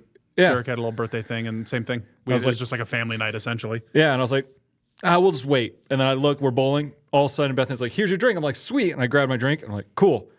Where's yours? She's like, I don't know. And I'm like, well, maybe this one's yours. She's like, yeah, but you need the soda more than I do. I know people here. I'm talking. You need something that's like let me just have something in my hand. Pacifier, And I was like, oh, yeah, that's true. So we drink. And then I finish my drink and I go, well, I guess I'm just going to get a refill. And then the lady walks by. I was like, hey, can I get a Diet Pepsi? And also, we need her Diet Pepsi. And she's like, oh, yeah, I'll bring you 2. And I was like, cool. She walks away. She comes back. Here's your Diet Pepsi. And here's your extra one. And I was like, sure. It's not an extra one, though. It's not an extra one. You just didn't get the first one. Okay. So it was just like a lot of like messiness. And then we're all like, cool, are we doing in the escape room? Because in the invitation, it's like, let's do the escape room. And they're like, no, we couldn't work out times with the escape room. And I'm like, okay, that kind of makes sense. Sure, whatever. It's appointment based and whatever. Yeah. No one used the escape room the whole time we were there. And when we talked to the owner later, and the owner's like, yeah, they said we could use it at 5:45, which was before the party, or we could use it at 8, which is after the party. So we decided not to do it. I went, it's weird. Did they know you were 6 to 8 before then? Because it's almost like they just gave you times around your time so you couldn't use it. Because it's not like it was in use when we were there. Yeah. It was just not being used. It felt very weird. The whole time we were there, felt like, are we not supposed to be here? The whole time. Very weird. And the lanes before you get to the actual bowling, slippery. Like, I almost died. Oh, I see. Before the actual lane, the whole wood, and it wasn't wax; it was like sandy. But because you have the bowling shoes on, it was like I see. Yeah. Fucking Buster Keaton, old timey movie. Like I could not stand up. It was crazy. Bethany started to like wipe her shoes on her like pants to try to be able to stand, and you just saw like the bottom half of her pants just covered in dust and sand. It was rough. Not ideal. And then I was like, wow, this is really crazy. Because when we were there before, I was like, this place is great. I want to come back. And apparently, since Lucky Jack's closed, they've been insane. So maybe it's just like they don't know how to handle the traffic now or something. But it was a mess. That sounds like a mess. I was surprised. But man, seeing those kids amongst people you don't know. Exactly. So you can only turn and laugh with Bethany about all of it. And I didn't have a Wendy's line to stand in and really calm myself before I got there. So it'd be hard to find that level of calm in a place with 9-year-olds playing bowling next to you. Yeah. And it was one of those things because, when common courtesy is when you're bowling, the person next to you don't go at the same time. Right. I don't know why it's a common courtesy. I just know that it is. Maybe because of the eye line or I don't know why that's a thing, but Maybe it's also just a bit of a safety thing because of the way you bowl and the fucking ballet leg kicking up and stuff, and you just never know. Yeah, whatever it is, I just don't do it. And I'm standing there waiting, and the person to my right's like, oh, you can go ahead. I'm like, no, I'm dealing with this. And you just saw a 9-year-old run up, throw the ball, stand there, lay down, kind of like looking at the ball as it's going out. I'm like, no, you go ahead. I'm gonna wait for this, and I will time to you. Do not wait for me. Hey, it's the same thing of just like you don't want to be mid swing in golf and have someone hit a ball right next to you. Or, Yeah. You know, you don't want to be mid walk up to the lane and have the crash of the ball next to you, or it's all distraction though too. Saw an ad for a new game called Pickle Golf, which is essentially just golf but much shorter and with like the wiffle balls and stuff. And then like bigger headed golf. This is like, if you don't want to do like, you can't do like a whole course, or maybe you got less of a yard, but you still just want to golf at home. We got this game that you can pull out and it's called Pickle Golf. And I was like, oh, cool. Pickleball's doing great. Smaller tennis, do pickle golf. Smaller golf. It just makes sense. Yeah, that's cool. Yeah. So my other note that I jumped away from, Yeah, like I to said, fill in with bowling. I don't think it happens a lot. It may have happened before, but I can't think of one off the top of my head. X-Men Origins Wolverine. Oh, I was there. I was there before it was out. Yep. We all saw that VFX package. Yeah. 1,000%. That movie, I believe, I actually didn't write down the numbers, but I believe on IMDb it's got a 5.2 out of 10. Great. The video game, X-Men Origins Wolverine, has like a 7 That was out a of fun 10. game. Did you play that game? I did not. But I was fun. like, is this like one of the first? Lep. Hey, Lep, what's up? Is this is the only instance I could think of where a movie tie-in game has a higher rating than the movie that it's tied into. So you're just wondering if there's anything I was else just like, that. can you think of another option that would be? I don't think so. Some of the ones I can think of. And I'm saying like direct tie-in, like you can't be like, well, Resident Evil 1 game was better than Resident Evil. Yeah. And in this case, it would also mean movie first, likely, less of a weird delay, I suppose. But right. But I'm just like, I'm trying to think of any other ones, and all I could, like when I read those numbers, I was like, wow, that's not even like it's a 5.6 movie and a 5.8 game. It was like a 5 movie and a 7 game. That's a totally different level, a totally different like league we're talking about. I'm looking. I was gonna say, That's I see the scrolls or the scans. Yep. I had one come to mind. Okay. I'm interested because in my head I didn't have anything come to mind because every time I think about it I'm like, oh, I liked that game, but it wasn't good. It was just fun. Like the King Kong game. There's no way that King Kong game is a better rating than the movie. That's the other thing is the movie can't be like one of the ones I was like, I really liked the Harry Potter games. Right. So there's that. But the movies have got to have a higher rating, right? 64. I gotta like find bounce back and forth. Riddick Escape from Butcher Bay, or was the first Riddick movie well received? The first movie, I think, was well received, and technically, Riddick and Escape from Butcher Bay, two different stories. It's both. It's better on both fronts. The actual Metascore and the user score. The Van Helsing video game is better than the movie. Yep. But the movie's 11 out of 10. The movie got a 35 out of 100 Metascore. What? And it got a 6.4 user score. To be fair, the game got 6.8 user score and a 64 Metascore. I did do the IMDb rating of the movie and I couldn't find the Van Helsing video game on IMDb. The game I did Metacritic, but the movie I did IMDb just because I trust IMDb more than. So for the Van Helsing movie, IMDb then.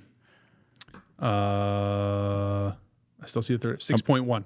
So lower than the Metacritic user rating. Crazy. It's a 6.4. What's wrong with people? That movie's so good. Sorry. It's so good. But that's the one I thought of. Damn. Yeah, with Kate Beckinsale for sure. The King Kong game was so dope, though. King Kong game was dope. It was also nice, I was thinking about this the other day, ties in the King Kong game. I miss that games just don't have cheat codes anymore. Like something to look up and something to find. Because it was just, there was whatever cheat code it was to just unlock all the levels. Oh, yeah. Because there was one level where you're sneaking around and there were raptors. It was like right before the escape of the island, if I remember correct. And I failed on it like 3 times. And I just looked up the cheat codes. I typed it all in and just went to the final mission. And then I was like, I'm playing as King Kong beating up a city. I just played that mission over and over and over again. But that's the thing that I tied to is like I could just jump to the end. It was I don't know. It was nice having those. Yeah, cheat codes. Yeah, I guess because everything's so online, be online, play with other people online. You can't cheat code online. You can't cheat code that. Yeah, and what's probably nice is the cheat code probably came from a magazine, but was somewhere on a website. It would have also had to be that Remember all those? I would have had to go to my grandma's house and have to write it down. I didn't have internet. So I'd have to like write the cheat code down or something like that and just hope I wrote it right. It's like in my head, I can still think of like tips and tricks and this, or like different Game Informer magazines, like all the magazines that had all the cheat codes. But then also, like, I remember the ones I used so much, like Rosebud and The Sims and stuff. Like, cheat codes were a thing. And then you had, Is that the money one? This is the money one, yeah. Yeah. You had, I even know it, and I'd never played The Sims. you had like Game Shark, and you had different ways to cheat in games. And now it's just it was like built in. now there's not cheats, there's mods. And some of the cheats, like I think of Saints Row 2. One of my favorites was called Milk Bones. So when you would hit somebody, they would like ragdoll harder. Because their bones would be like milk? I guess. Oh, okay. But then there was a 5-fingered like foam glove that was a weapon. That I forget what the cheat was called, but it was something like heavy slap. So you just run around and you slap somebody and they'd like twinkle away like Jesse and James in the sky, it'd be like whoosh, bing. And that was like what I loved about that game, was just running around slapping people into the sky. And it was like, if I play the game now, I always joke because Saints Row the third had cheat codes, but also they had the ability for your skill trees to unlock those cheat codes. They were at the end of the skill tree as like a playable thing that didn't disable achievements. Nice. So Saints Row 2, I don't know if I have any achievements because I would load in cheat immediately. Yeah. But this one I was like, oh, this is interesting. I can do cheat codes, but I can also just finish the game, have the cheat codes, get the first 1,000 gamer score I ever got, which I did. Nice. I think GTA 3, I did a lot of cheat codes, get this car or this, or instant wanted level, see how long you can survive. The first cheat code that comes in my mind is a GTA one. I think it was San Andreas, but it was like, get a monster truck, get cars that fly.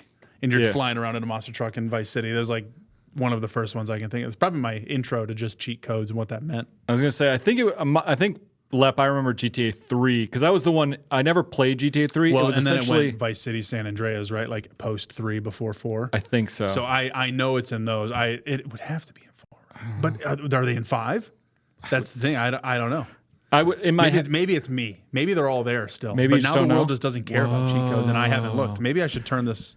I should point the light inward. For me, I never played a GTA game.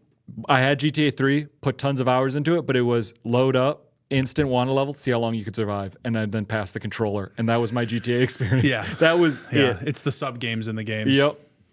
Even if I think I did technically play GTA 5, like the beginning of it, and I went, oh, I don't really care. Said it 1,000 times, so people probably know. But as someone who did not have a memory card, Yeah. that's how I had to play. Was skip past all the bullshit. Now I'm playing the game, but it was like, what's the real game here? Because I'm going to be here tomorrow. So what's the next challenge? What's the point? You know what? I almost wish, because recently, so I guess this was another kind of thing. So me and Bethany were looking for a game to play because I feel like we're on the precipice of a bunch of games. So we don't want to get into a big game. Yeah. Because we got Monster Hunter, we got Split Second. There's like games coming really you've quickly. You've got the offline, pick it up, put it. Are you going to do Split Second on stream? Probably not. Okay, We're probably cool, just do me and her. That's good. Yeah. So hey, you have the chill one. Then you've got the one that's like when she's not playing, you can still play, and it's always a grind, and you can do it on stream, and you've got another crew playing. But real quick, not cheat code related, but playing Need for Speed Underground with cousins on keyboard one accelerating and brake, the other steering. Woo! That's almost like fun. I think was it Tale of Two Brothers where you hold each side of the controller? You could play 2-player like that. Overcooked had that too. Oh, do they? Oh, yeah, they do. I remember the Icon. I would never play that game like that. I can't imagine. That would be I can't insane. imagine playing any game that way. But yeah, there were games that was share a controller kind of thing. But we were looking for a game. There's a bunch on the horizon. So, but I saw right now Xbox has anime sale, which is like any game that's like at least a little anime related. Sure. It's on sale, and they had Final Fantasy 15 Comrades, which is the multiplayer edition of Final Fantasy 15. For $4, and we game share. So I was like, oh, it's gonna cost us $4 to get a game that I know you like, Final Fantasy 15. This is one I can play with you. Magic set's coming out. Let me get more Final Fantasy under my belt. Right. Let's play. It was very disappointing. You said $4. Keep going. It was disappointing Okay.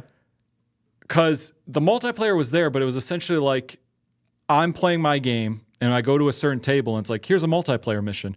We teleport to a world and just hunt a monster, hunt a creature, Sure. and then we're done and we're back in our own games. And then you have the rest of the game to play solo, but you could just every once in a while go to a table and get a different multiplayer mission. I was like, well, I didn't plan on playing a game solo and then having you jump in for random stuff. For an encounter. Yeah, it's not what we were shooting for. So I was like, okay, let me take a look at something else. So I started looking through, and the one that I downloaded was Atlas Fallen, I think is what it's called. I think it was called Atlas Fallen. Okay. It was one of those games that I kind of wish that I could have downloaded like a quick demo of. Rain of Sand. Instead of starting, because the game starts up and it's giving me the big world building. Sure. And I'm like, I don't even know if I'm going to play this game, Skip. And then I open the game and I'm in like almost like a dream sequence, and I'm running with the controls and attacks. And I'm like, are these the powers that I have? Or are you going to take all these powers away from me? What's the game actually like? What is going on? Yeah. And I was like, nah, it's too far. Like, I just want to know if I want to play this game and to tell Bethany to download it. Yeah. And then that was the part The where Weaver game was that for me. I was like, I'm not feeling that well. So I just turned it off and went to bed. I slept that was Sunday. So I slept during the day or whatever. So I was like, man, I kind of wish there was almost like on Xbox or wherever where you got Game Pass to be like, let me download a demo level or a demo thing. You want to play vertical slices? Yeah, or like a vertical slice or like a demo version. It's just like, man, I wish I could have known what that game was like a little bit more than just skipping the cutscene, being in a dream sequence, kind of trying to figure out what the game feels like, and then just popping out. Yeah, you got stuff coming though. Yeah, I do. It wasn't that big a deal, but I was like, man, when you're trying to find a game and you go, what's great co-op games online? I think we've got, 9 days until Avowed? You're not going to play that one though, right? Nah. Yeah. It's on Game Pass. It's on Game Pass. Try it. I'll download it, probably see what it feels like. And that's Apparently probably it's a shorter game. So that's a plus. That is a plus. yeah, for someone not buying it, it's a plus. Oh yeah, definitely. I think I'm going to give it the 20 to play it early though. Oh, okay. Does that mean is the 9 days early, or is you can get in like 2? Early. Oh, 9 days is early. Gotcha. It's 2 weeks from today. 2 weeks from today. Gotcha. Okay. So it's the 18th or the 13th if you get it early. Cool. So Got it. not bad. Not too bad. There's another one. Is it just Avowed and because Expeditions in April. But I think that was all you wanted Assassin's to play. Creed got moved. Well, and you're not going to play that. No, but I was just trying to. I thought there was Bethany something else in the next like months. Bethany definitely will want to jump on that. Thought there was something else. No, I can't remember. I can't recall. Monster Hunter. New Halo operation dropped today with a bunch of different changes, so that's pretty exciting. I hope it's still in this one. The last operation had a game type called Castle Wars, which was really fun. We'll see if that's still there. I should let you say that to the people when our co-op mission disbands here in just a second, because I'm about to go potty. Oh, okay. And then I'll join you on another expedition at the table. Okay. I thought bringing that up would trigger. I'm going to do the same. I thought that would trigger what I was trying to remember, but yeah. Stokes puts a lot of time in the AC games. I don't. I played the first one until the end. I went, oh, this is really repetitive. And then I never played any of the other ones. I'm thinking about playing Black Flag, though, just because I like pirates. But at the same time, I look at it and go, I do like pirates, but I don't know if I want to play Assassin's Creed Pirates. I did play Assassin's Creed 3 because I was like, oh, American history, that'd be kind of cool. And man, you were a child in the woods for way too long in that game in the beginning. And when I finally actually got the white and red suit and was an assassin, I went, I think I'm done. And then I turned off the game. I think I talked to Benjamin Franklin one time and I was like, yeah, I'm good. I don't think I touched any of the other ones.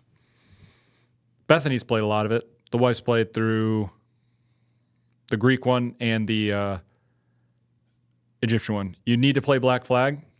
I think the other problem, James, is just it's so long. The freedom of jumping out of the ship to explore an island is unbelievable. Do try Black Flag. 3 sucked. Only one I didn't finish. That's fair. Lep, I could see that. But then if I'm doing that, do you got Sea of Thieves? Got all those islands, all the missions. If I want to jump in and out of ships. I think the other I was thing never too one is, for the ship bits of all of the Assassin's Creeds. I think that was the thing is like I don't want to control a ship where I'm like, oh, here's the ship and I'm controlling all of it. Like I want to be on the ship. You hit the take command button and now you're just the whole ship moving. Yeah, I want to be a person on the ship. A wheel. I like that a little bit more. I like to be able to control just one. Till you do your boarding thing where now I just have to jump ship and fight them on their ship and come back and take control. Yep. Yeah. Yeah, to beat the platinum. To get the platinum in Odyssey, you had to do a lot of ship stuff. Dang. Black Flag is amazing. I also fucking You know what's crazy hate is Pirates. What's wrong with you, I Hokie? can't hear from anybody that Black Flag is anything less than amazing, and I've never played it. But I fucking love Assassin's Creed. And I love Pirates. I don't know what it is. I look at that game and I go, I don't care. I just don't want to play it. Syndicate is the one I haven't played. I do wish I did, though. Got a platinum in both Origins and Odyssey. What's Nice. the how long to beat Black Flag? What's the suggested time? Let's see. How long to beat? Go to the website. Last place I was here for was Valhalla. That's funny. Black Flag. Someone's here. Someone's here. 23 and a half hours for the main story, 41 for main and sides. Who on earth would, if you're just playing to play, you're not Yeah, gonna do that's that. not too bad. I'll give you 23 and a half. That's not 25, you're going to play slow. You're going to enjoy an island. Yes, Lep, I do prefer Halo, of course. Completionist, 61. So, but yeah. Lep's thing, Instead of AC. yeah, Lep's favorite that thing makes is jumping into stream and saying he likes everyone else on stream better than me. It's his favorite pastime. He likes Alec more. I was just say, who else is on He your likes streams? Alec more. He likes you more. But also, to be fair, Alec and I are more alike than you and I are alike. But What? You think so? Well, but that's to say that being alike doesn't opposites attract. You know what I'm saying? I guess so. But I think Hokie knows Alec enough, right? I Hokie, think what do you so. think? Do you think I'm more like Brent? Do you think I'm more like Alec? I think Alec has the calmer, gentler soul. Oh God. I think you're the one who's the high strung. I don't know. I can't think of another word to describe it. I'm terrible.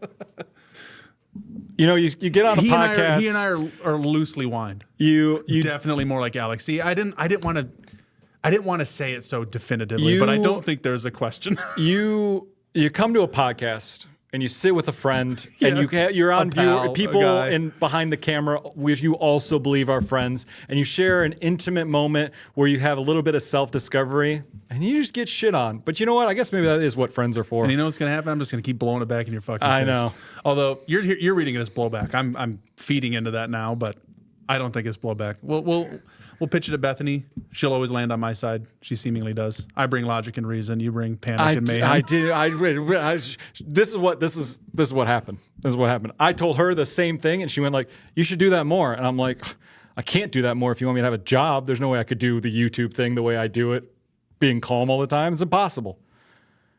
You think Aether Come Drift- on, look at Hokie. Brent.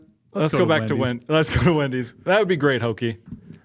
I tried taking this guy to TC paintball, and he's not into it. His Tuesdays are. Gotta get Aether Drift I'm done, saying- dude. But if you need a soda, I was gonna order Wendy's here. I could just go to Wendy's. We could chill in the lobby together. You can't chill with somebody because then you got to talk. You got to converse. You got to hang out. No. What's her name? Mia Wallace, right? Mia Wallace hits it with when you can just sit across from someone and just shut the fuck up. You know what I mean? No, who's Mia Wallace? She's Pulp Fiction. It's Uma Thurman's character when they're at Oh, fucking Jackrabbit Slims or whatever his name is. yeah, I skipped that scene because it's bad. The scene? Yeah. You just. How can you skip it if it's bad if you haven't seen it? No, I watched the movie one time. Oh, so you've seen it? I have seen it, Okay. but one time was when that movie come out. I don't know, 96. It's 96. I saw it in I'm just 99. throwing It's it been in. 30 years. I don't know. Now I gotta know. This isn't the I will important say information. Stokes brings 94. a level of calmness to public spaces that is unmatched. You think Stokes brings a level of calmness? I love that I've lied to all of you. I think we interact with Stokes in public in different ways because I'll go with Stokes in public to somewhere. So here's the thing. The thing that you don't know is Hokie's more like you than you think. In that this guy in a Costco, meltdown mode. Absolute freak out. Raging about it hours later. I think it's been years later. This guy is just... He's still bothered. That dude is so I'm unbothered. He's still bothered about Costco. You do things in public that stress me out. Where it's like Because I'm calm. no. Oh, sorry. Because you look to bring other people in. Where I'm cool with just being with you, you at the first chance go, is there another friend I can have? Let me grab another friend and bring them in. And I go, no, I am comfortable with you. Why are you doing this? In public? Yeah. You got your buddy Luke over at Galactic Games. You're like, let's talk to Luke. Let's bring the whole crew. Remember? Yeah, but Luke, there was also you called Luke separate from that, right? You didn't interact with Luke 1 second. Well, I had to avoid. I left you. I walked away from you, and I was like, let me go be alone. I mean, I didn't look to you to try to pull you into that conversation. Remember there was a time where we were like, hey, we're gonna go watch a movie, and you're like, cool, I'll bring other people in too. I know, but those are bringing friends. That's not in public. And that's then, not me. And then it would be like at like Disney World and stuff. I'd be like, hey, let's go hit this ride. And you'd be like, well, wait, we got to wait for other people. And I go, why? They're not here right now. These are people that are already my friends. Yeah, but like I was like, we've got the crew, we're comfortable.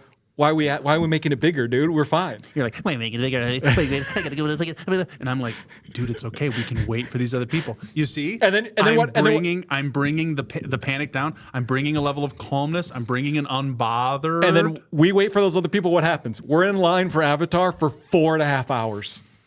I almost lost my calmness there. I was actually good there. Yeah. Man, my back started to hurt. I was in that line so long. It was a long time. It was probably a 2-hour line though. Like if we're being like legitimate. Oh, 2 hours easily. It's giving unbothered. So that's the thing is me trying to weasel a fucking cup out of this guy that's got 3 out of 3 orders. That's because I'm unbothered by it. If it bothered me, I wouldn't do it, right? Yeah, but it bothers me and Hokey, and we're around you, so it's like you're now bothering. But you're just unbothered by it. It's like causing botherness around. You cause the botherness around. Me and Hokey are being bothered by you being unbothered by it. Well, the thing we're talking Hokey here. I wasn't in Costco with him. That man got bothered all on his own. Oh, well then, yeah, that makes sense. And if I'm there with him, I can say, hey, don't worry about it. I'll feed you, baby bird. Grab onto the coattails. We're riding through Costco. You know what I mean? I'm a Sherpa, a Costco Sherpa. Now I always got to be on edge because I never know where you're going to take it. Because you could just go, hey, let's go to this. Okay, let's I'm a rage person myself. Maybe that's why I enjoy the calmness of Stoke or Alec on stream. And think about it. It's so crazy to me that everyone thinks Stokes is calm. It's crazy. The games I avoid, right? The games I'm trying not to play are the ones that elevate me to that level. I'm like, nah, I can't. I don't want to be there right now. I want to be running around Greece. I want to be running around Athens, as Cassandra, just killing people quietly. It's so. Think about me when I was playing video games solo on the stream years ago. It's just chill, too chill. I recognize that. That's why we're doing this now. It's so because it's. I just don't. It's like a different because it doesn't calm me. I don't know where Hokey's at with this last one. Because he would descend to a liminal plane and maybe never come back. Because in my head, it's like, okay, I'm hanging out with Stokes. I have to be ready to be bothered because it's going to happen. I just don't know when. Are we going to be going downstate to buy Gundams and I end up at a restaurant where they gave us spoons instead of pita bread and I don't like any of the food? Or like still holding on to a good seat, unbothered. I know you're unbothered. What did I do? I laughed. I went up and said, hey, come on, we need some bread. I know you're unbothered. I said, hey, that was a but good it's one with funny the spoons. that the people that would be normally bothered are like, Stokes makes it calm, where I go, no, Stokes is going to take a 7-day and turn it to an 11. I just don't know when that 11's going to happen. And I have to be ready for it. That's not true. It totally is. That's not true. It's like, I just don't know when it's going to happen. Something's going to happen. He's going to walk away and come back and be like, dude, I found 16 people that said we could ride with them in their van. Do you want to go somewhere right now? And I'd be like, what are you talking about? I guess so, because you're my ride home, but I don't know why. That is the crazy hypothetical. That is a wild, made-up situation you came up with. But I have to be ready for that because I don't know when you're going to take it there. I don't know. I'm not saying every time you go to 11, but we go from 7 to 9 pretty frequently, and there's going to be a time where that 11 comes up, and I just got to be prepared. That's the thing where it's like, I feel like if I don't know Lep. I don't know Lep like you know Lep. But if Lep and I are in a game, Lep's going to be bringing me to a different level. It's the way that you're talking about me bringing you up to whatever, because it's like, oh, now we're trying or we're raging or something. Mm-hmm. Apparently, I don't really know the gaming habits, but I feel like maybe contrarily, I'm pulling Lep down to a calmer. Let's be cool. Mm-hmm. Let's be cool. You know what I'm saying? Yeah. But you're talking about me elevating that. I don't know. I don't see the mayhem in what I'm doing. I know. That's why I have to adjust. That's why I have to be ready. Because to you, it's completely normal, and you're unbothered. all of a sudden alarms go off in me. And this is after years. Before I would be like blindsided, be like, oh shit, I guess I have to react. Now I come into the situation ready to react because I know it's going to happen. You did warm up to that for sure. Yeah. You definitely did have more like, oh my God, you just said something like, I don't like changing plans, is how you eventually brought it up to me. Yep. It was something as simple as that. I'm like, changing plans? What are you talking about? I don't change plans. Which is crazy. Which, of course. Thank you, Bethany. She gave me a look like, what the fuck? This was years ago I said that. I understand myself. Comes in on his back. 1,000%. Yes. Because I haven't been before and I've been pushed. True. So I've come back on my back foot ready to be pushed. Oh. I only know that it's true because Shay said the same thing. I'm like, man, I really hate having plans change. I'm like, okay. It's always been my plan to have a good time, and this is the path I need to take to have that good time. Yeah. This was in my stars. It just wasn't in yours. I know. And the people that have been around you the longest have just slowly adjusted to it. Because there's no changing you because you're unbothered. You're just walking through. You've joined the typhoon. Yeah, that's good. You're what's his face? Don't you dare say an anime character. No. Okay, good. No, I was thinking the way you walked made me think I was walking like some fucking Sora, dude. Fucking what's his face from Lord of the Rings? The guy that they cut out of the movies. Well, then how the fuck would I know who it is? I know. I'm blanking on his name right now. I didn't read the books. He's like a god character. Tom Bombadil. You're just I got there. You're just walking through, like, and nothing matters. Well, I'm there, Bilbo being like, oh my fucking god, I just want to be home in my bed. Tom Bombadil's a god. So yes, and again, he just called me a god. Very good. I'm just saying. You're just walking through life unbothered. You pick up the ring. Who cares? It's just like, it doesn't bother you. But everyone around you is like, the fate of the world is in the balance. And I just want to go home to my fire and have a good meal. You don't need me for any of that panic is all I'm saying. Like, you've got enough panic for the both Bilbo of us. was panicked without him too.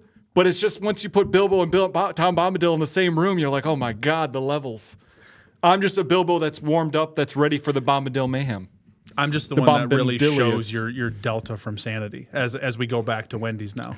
It was just like, I'm here to highlight that you're the different one here. You know what I'm saying? Look at this. Look at this gap. Well, I'm seeing Lep and Hokie. That is me.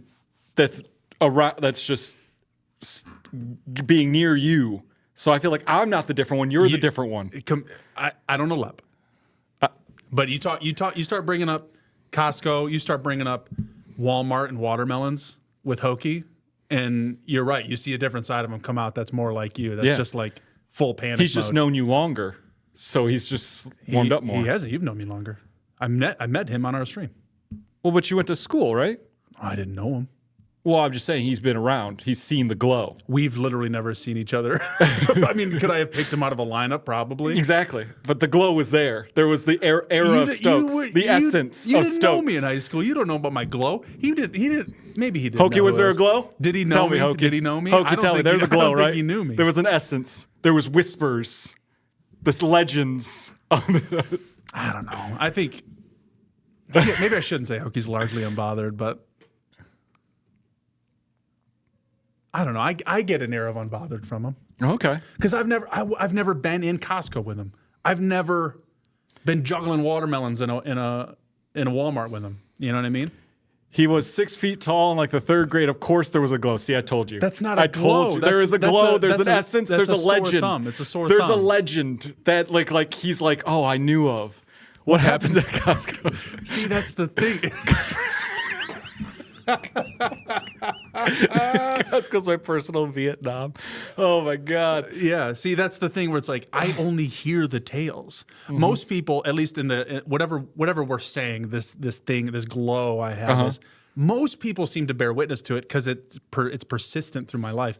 I've never seen Hokie like this. With a glow? No, I've seen Hokie glow. I haven't seen Hokie in the panic. In the things he tells me about. I've never seen him in the bother. I've only otherwise seen him unbothered. Gotcha. I feel like that's the thing is like I've never bore witness, and I've known him for a long time now. So that's fair. But I do think the glow, the essence, because I'll discuss the glow and essence around you with other people, and everyone's like, "Oh yeah, yep." Anytime it's like, "Oh, we need," which is the thing. If I said, "Hey, Hokie," always scared of timing and hates stores, really hates public spaces, they'd be like, really? Why is he always inviting 35 people to his house? And I'd be like, I can't explain it. That's I weird. just hear it as truth. I don't because get the it's- invite. I believe him. It must be 36. It must be the 36th person. The 36th is what would put it over the edge. Yeah, that's probably it. Well, if you went to Kingsley High School, you'd be invited. Yeah, probably. Because everybody else does. I'm like, man, this is... Or you're the plus one. But also, that's him inviting people to his house. He's got control. It's his domain. Domain expansion.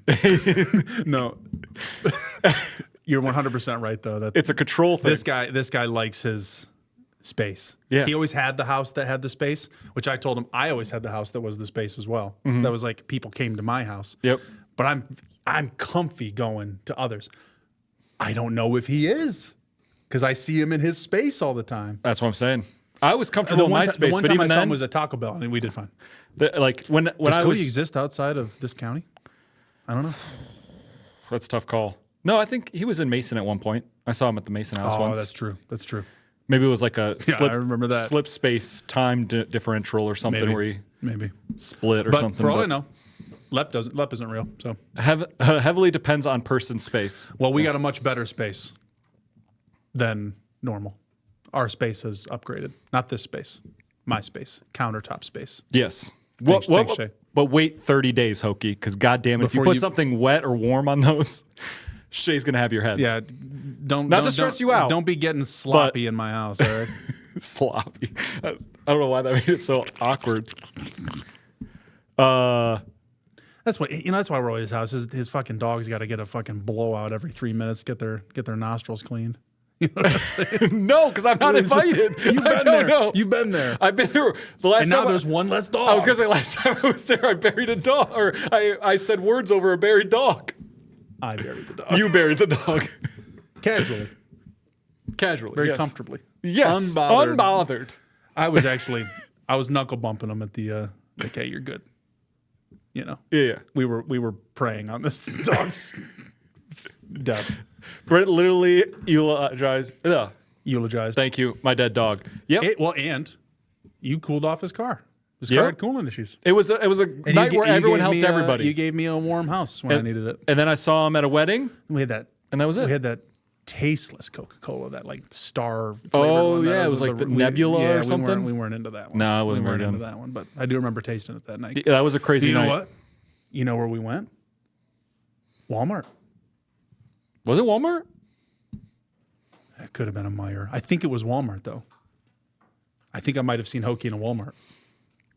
Either way, But also, that night was already an 11. There was no going anywhere from that 11. We just had to all ride through it. and was I bothered? You were unbothered then. You were having fun with it. And I don't think it was because of me. no. See, Well, that was. there's more to you. There's I more to was you than panic being and- bothered by it when it was the only car that I had failing me, and I went, "Oh shit! I hope this is a small issue, not a big issue." But then the absurdity went from beyond me to everybody else, and I was like, just had to be a part of it. Just being a part of it. That's what. Be like water. It would be like water. Join my typhoon. What? Okay. Well, all I got. I think that's all we have today. Thanks everyone for hanging out. I appreciate none of you being on my side. No big deal. Thanks, Lep. Nice meeting you. Stokes, you didn't have anything else? I got nothing else. Then we're going to sign off as we always do and say sweet dreams, and we'll see you for breakfast.